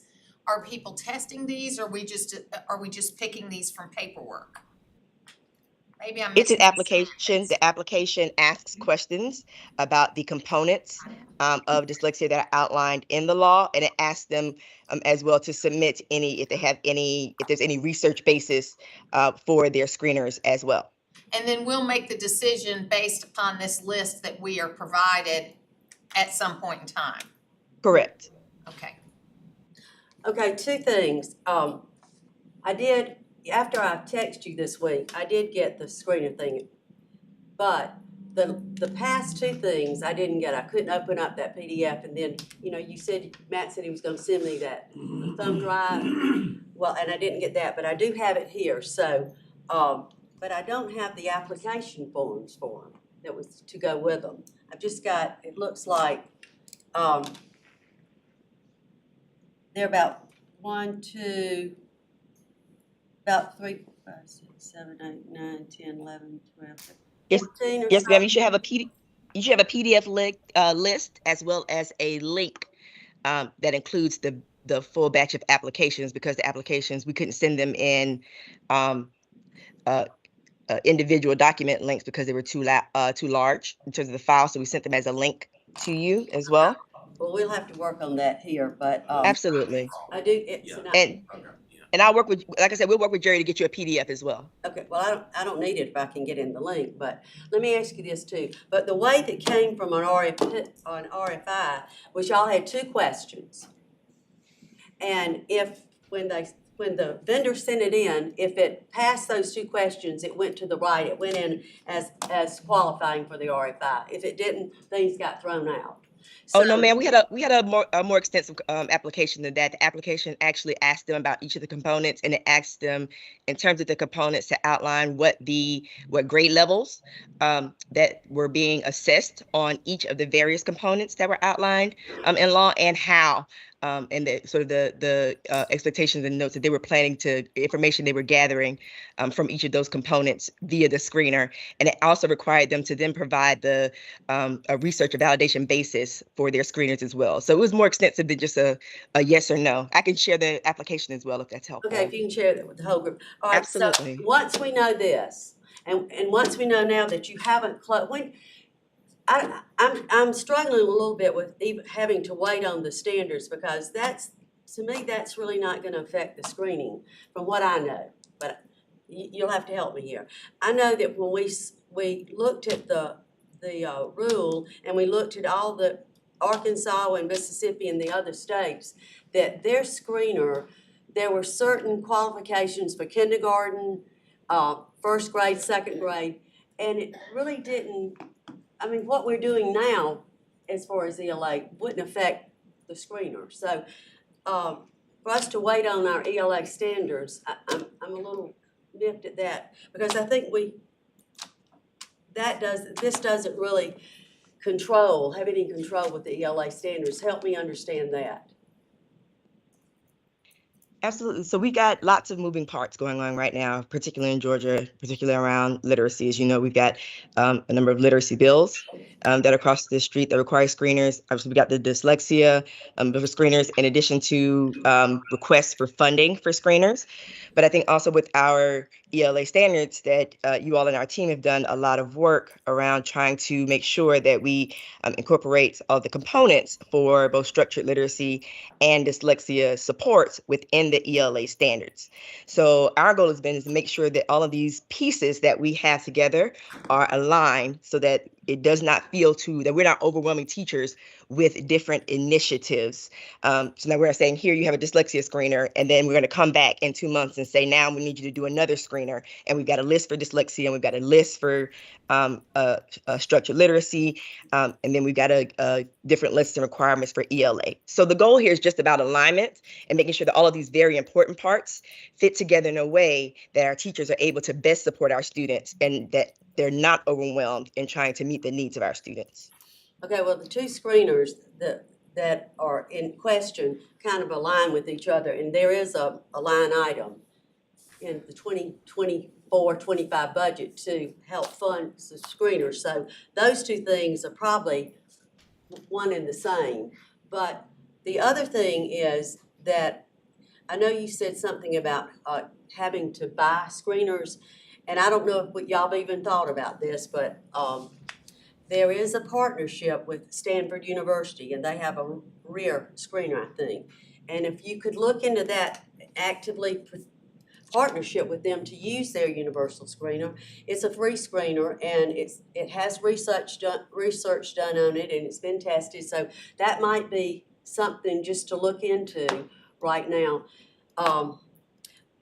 But going back to we have another presentation after this, and I mean, we could talk about it all day, I guess. That's fine. I want to make sure if there's anyone else that has any questions or thoughts about this, but we do have, I mean, and they've waited patiently, but. Can we go, is it okay if we look at these though at this meeting in April the 28th, and if others come in, I'm sure Dr. Lundstrom has that group to be able to vet them also. Would that be okay? Is that okay with you? Let me just check with Dr. Taylor, see where we're at in the process. Check with who? Dr. Taylor. Okay. And I just want to make sure that they go through the same process.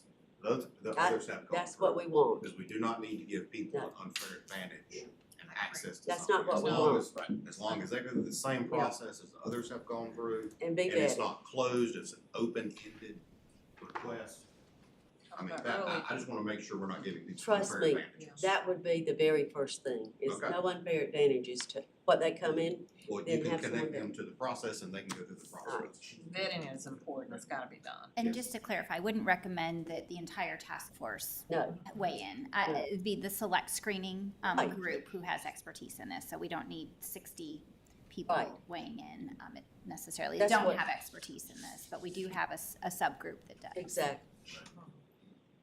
Anything else, any follow-up, anyone? Thank you so much for the update, we appreciate that, and this has been a work in progress. We have certain board members like Helen and Lisa, Ms. Petty, that have been, and Kenneth, that have been very passionate about this for a number of years. And it's exciting to see the fruits of their labor, come to fruition. I mean, here we are, and it's like what somebody said, we have a literacy revolution occurring in Georgia right now. It's very exciting to see, and we just gotta, as the governor says, keep chopping and get to the finish line. So thank you so much for coming today.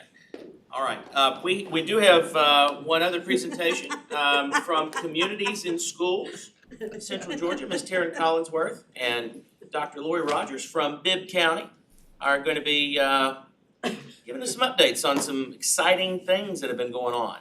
And now, so let me back up real quick. Earlier, I introduced Greg Bluestein, and I said we had a mutual friend. And that mutual friend was, of course, Michael Kruger from Leadership Macon class of 2011, which was best class ever, because Taryn was one of my classmates in that class as well. So, Taryn, I'll turn it to you. So, good morning. I'm Taryn Collinsworth. I'm with Communities and Schools of Central Georgia. I just want to take the first opportunity to say personally, outside of my role with Communities and Schools and as a Georgia taxpayer, thank you for the work you do here, your commitment to our children. It's important to those of us who are out there taking a look inside. So I just want to say personally thank you.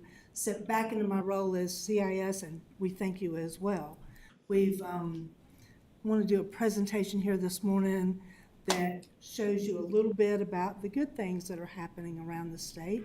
Y'all send through some money to Communities and Schools of Georgia. We subcontract with Communities and Schools of Georgia, so some of it passes through to us. We are also listed as a Tier 4 intervention. I think that's probably the wording y'all use. And so we just want to show you what's happening out there. So I'm going to take just a minute to say that I was going to say Jason, that Jason started in Bibb County with us. He's really not from there. He's from wherever Marshall's at, West Virginia. I think so. But I met him as the shenanigans were going on in Macon that he spoke of. And we are indebted to him for his work there to help us move past those shenanigans. And I wanted to say to Owen, if he is still here, that we also have the Indian Mounds in Macon. I'm going to do a shameless plug. We're the Creek Indians, the Okmulgee Indian Mounds. So if you're looking for a place to visit, we have the Cherry Blossom Festival happening right now through Sunday. So please come and visit us. And we also have the mother of one of the Cherry Blossom princesses, Dr. Lloyd Rogers. You want to talk about London? Thank you. So I wanted to take just a minute to kind of set up the conversation that I wanted to have about an award that happened at our CIS national site. But I wanted to talk about why we do this work, why this is important to us. I want to tell you that this young man, I have his permission to tell his story. I don't tell children's stories if I don't have their permission and their parents' permissions. So he came to us in about 2014. This picture you see is him receiving his first Hurricane Buck, which is kind of like a PBIS reward. They had caught him doing something good, which was very unusual for Savion. He did a lot of things that everybody knew him at the school. Nobody thought he would ever graduate. They would tell you that if you asked them. He began work with CIS in 2014-15. He did what we called couch surfing for his entire high school career. We worked very closely with him. There were a lot of different things we did with him that I try not to say what each one was, but we worked with him a lot. He decided that he really wanted to graduate his senior year and started really putting in an effort. He never was an all-A student. He never was without some behavior issues. He had to work to take care of himself, so he had a cell phone he carried at school, and he was in trouble often about answering that cell phone if his job called. He did finally graduate in 2016-17. This is a picture of him. He is crying like a baby in this picture. I don't know if you can tell or not, but he never believed he would see this day either. He decided that he wanted to go into the Air Force. We did a lot of work with him to help that happen. He needed some health waivers, and we made sure that happened. Some other organizations worked with us. He went to basic training and came back to Macon, married his high school sweetheart, took her back to his training station at Lackland Air Force Base. And every time he comes back to Macon, he goes back to the schools that he went to and tries to talk to students in high schools and tries to help us do some work in the elementary schools. He is out of the Air Force now. This has been a while ago. He graduated in 2017. And this is him as he starts his own business. He lives in Tampa now. He has bought a home with his wife. I talked to him on a really regular basis, and he was here Monday, and I had lunch with him, and they are expecting their first baby. So, and he is very, I'm real moved when I talk about him because his wish was always that he could have a family that he could provide for and be the father that he didn't really have. And so I'm really excited to hear this. This is why we do this. He's not our only kid. We have lots of kids in Bibb County just like him. So one of the things that when we do our work, we can't do it without the school system. We are in the schools at their pleasure. And so I have a really great education partner in Bibb County, Dr. Lori Ward Rogers. And would you like to say anything before I go into this other part? Thank you, Taryn. Many of you have Savions in your districts that you represent. So the story may not be new, but the difference in the Savions that we are working with in Bibb County is that we have a partnership with communities and schools. You, as the State Board of Education, you are supportive of communities and schools, and we say thank you. When you see the next clip, it also speaks to not only the work we're doing in Bibb County, but the work we're doing nationally in communities and schools. Lori's also one of our board members. So she's our education partner and one of our board members. So one of our new little taglines is that we do small things in a big way. So I'm going to move into this. Back last spring, probably about May, I had an opportunity to put someone up for an award at our national organization, and I did that. I put up Dr. Rogers for that award. It was the All-In CIS Education Partner Award, and she indeed won that award. We went to our National Leadership Town Hall in Washington in October, where she received that award for her work with Bibb County. And we had the pleasure of having lunch with Arnie Duncan, the former Secretary of Education, which was lots of fun. He's a really great guy. Here is Lori receiving her plaque from the CIS National President, Ray Salandina, and he has made amazing changes in the work that we're doing. He has brought a lot of attention to the work of communities and schools nationally, and there are beginning to be large donations made that will help us further that work. Jill Biden, Dr. Biden was also there, and she was the keynote speaker, and this is Lori's picture with her. That is because the video didn't come up on here, and he's going to help me with that because I'm IT illiterate, right? That's not a video with me in it, is it? It is a video. Oh, God. That's why it's not working. Oh, I bet. We might have trouble making it big. My journey with communities and schools started nearly 20 years ago. I was a teacher in a rural county, Twiggs County in Georgia. As I moved into another role in education with Assistant Superintendent of District Effectiveness and Federal Programs for Bibb County School District, I had the pleasure of meeting Taryn Collinsworth. I met Lori in 2011 as we began work on the Gear Up grant. At the time we started, the graduation rate was about 50%. And so there was a real movement towards trying to raise the graduation rate. And we were going to do that by working with a cohort of students from middle school through graduation.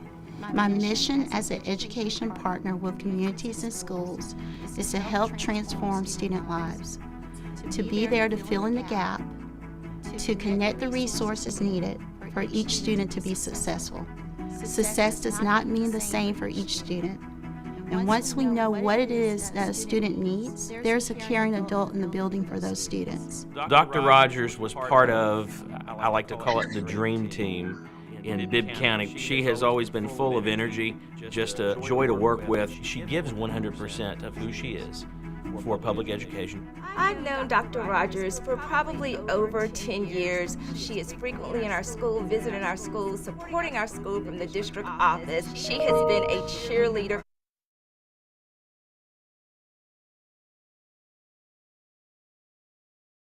Gap. I'm able to connect the schools, principals and staff with the community partners that are able to provide after-school programming.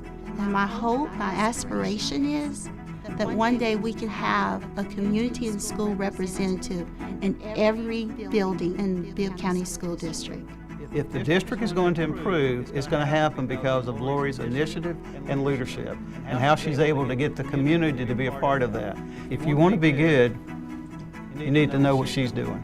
I mean, we've been through about 6 superintendents, and Lori has been our constant. She's been our North Star, our true north, that we can always count on to love the children, move us forward, keep us dedicated and committed to the work we were doing. We are indebted to what Communities and Schools does to enhance public education in the state of Georgia and throughout the country. And I appreciate that they're able to find great leaders like Dr. Rogers and work with those leaders at the district level and continue to enhance public education in the state of Georgia.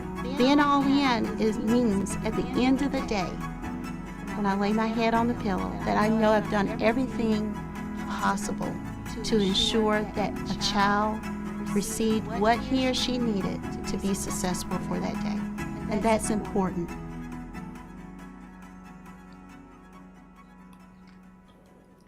So I just wanted to come and say, we've got great things going on in Georgia. We, just like you, hear all the things that aren't great, but there are great things happening. Lori happens to be one of them in Bibb County, and we are so pleased to be working with her. And we're pleased that y'all continue to believe in CIS. I know how important data is to making decisions, so I just want to share just a couple of points with you as we close. Evidence-based, and I know I have my school improvement DOE staff that I work with in here, so I wanted to make sure I used the wording. Evidence-based model. That's what Community in Schools is all about. And for the districts that are able to utilize an empowerment coach from CIS in their school district, here are some of the overall results from the national data points. 99% of the students who are part of CIS remained in school last year. 97% of the students K through 11th grade were promoted to the next grade. 95% of the seniors that were part of a CIS model graduated with a high school diploma or a GED.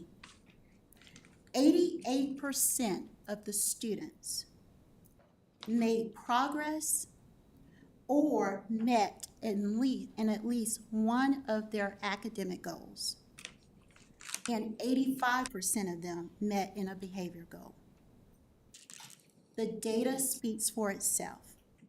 Again, thank you so very much for your support of Communities in Schools. This has been a tremendous honor to represent partners across the country, but most importantly, it is an honor to represent Bibb County School District in front of you today to say thank you for your support, and please continue to fund the efforts of Communities in Schools.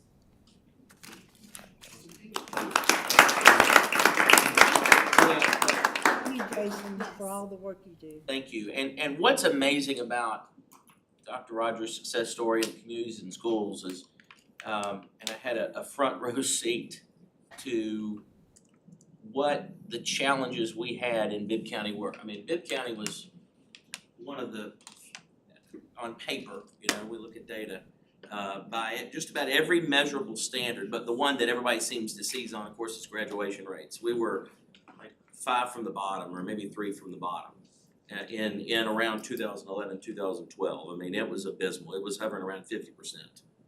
And the hard work of Dr. Rogers, communities and schools, getting the businesses involved. I mean, it's just the community was galvanized in Macon, but it was because of the leadership and bringing communities and schools in to help. And now the graduation rate is around 80%. I mean, it's come up so much, and a lot of that's a product of good leaders like you, and of course, you've got Dr. Sims down there now. There's Dr. Jones. We had Steve Smith was there for a while, kind of as a fill-in to help bridge that gap. But just the work, it's amazing that when you can see the improvement, when you can see what these services do for the students and see the graduation rates go up, the test scores, the assessments go up, and the overall mood and excitement in the community. It makes a big difference. So I appreciate what you all have done in Bibb County. A lot of people left it for dead many times and said, and you still, you don't go to Bibb County to go to school. And that dynamic's starting to change now.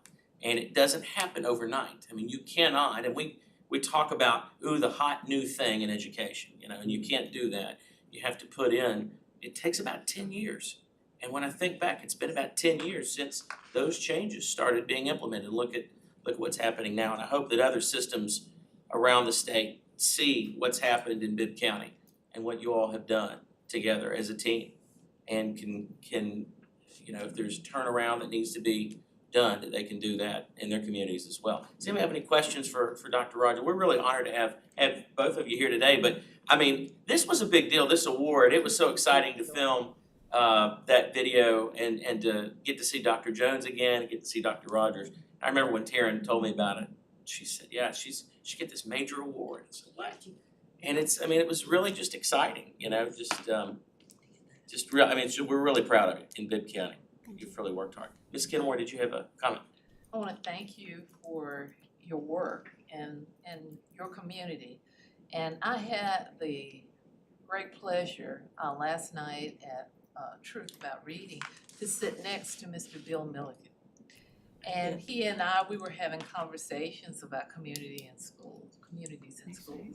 And he was saying he was telling me why he decided to start it. He said, Lacey, you won't believe this, but it's been over 50 years. I said, it's been that long? He said, yes. So he was telling me about it and how important it is for the kids to be surrounded by this great covering of support to help them navigate through school and to be able to be lifetime learners.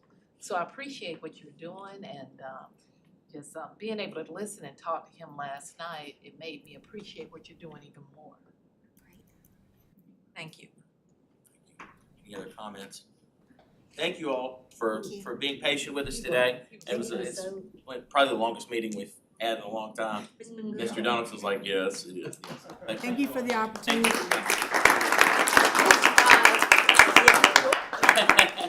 All right, anything else for the good of the board? Just I'll entertain a motion. Well, it was a good meeting. I loved having the people come with flexibility and I mean, I think it was a very good, the more we share, that's communication, and that's what we've been talking about. Let's communicate and keep it going. And we've got so many new people too that I think it's great for them to start out seeing what is there. Meet and see different people in their Because department old ones, and find out what they do we- and how we are supported. I will entertain a motion to adjourn. I so moved. You made it, okay. And second? I'll second. Ms. Rice, any discussion? All in favor, please say aye. Aye. Opposed? No. I believe the nays have it. We are adjourned. Oh, my knee.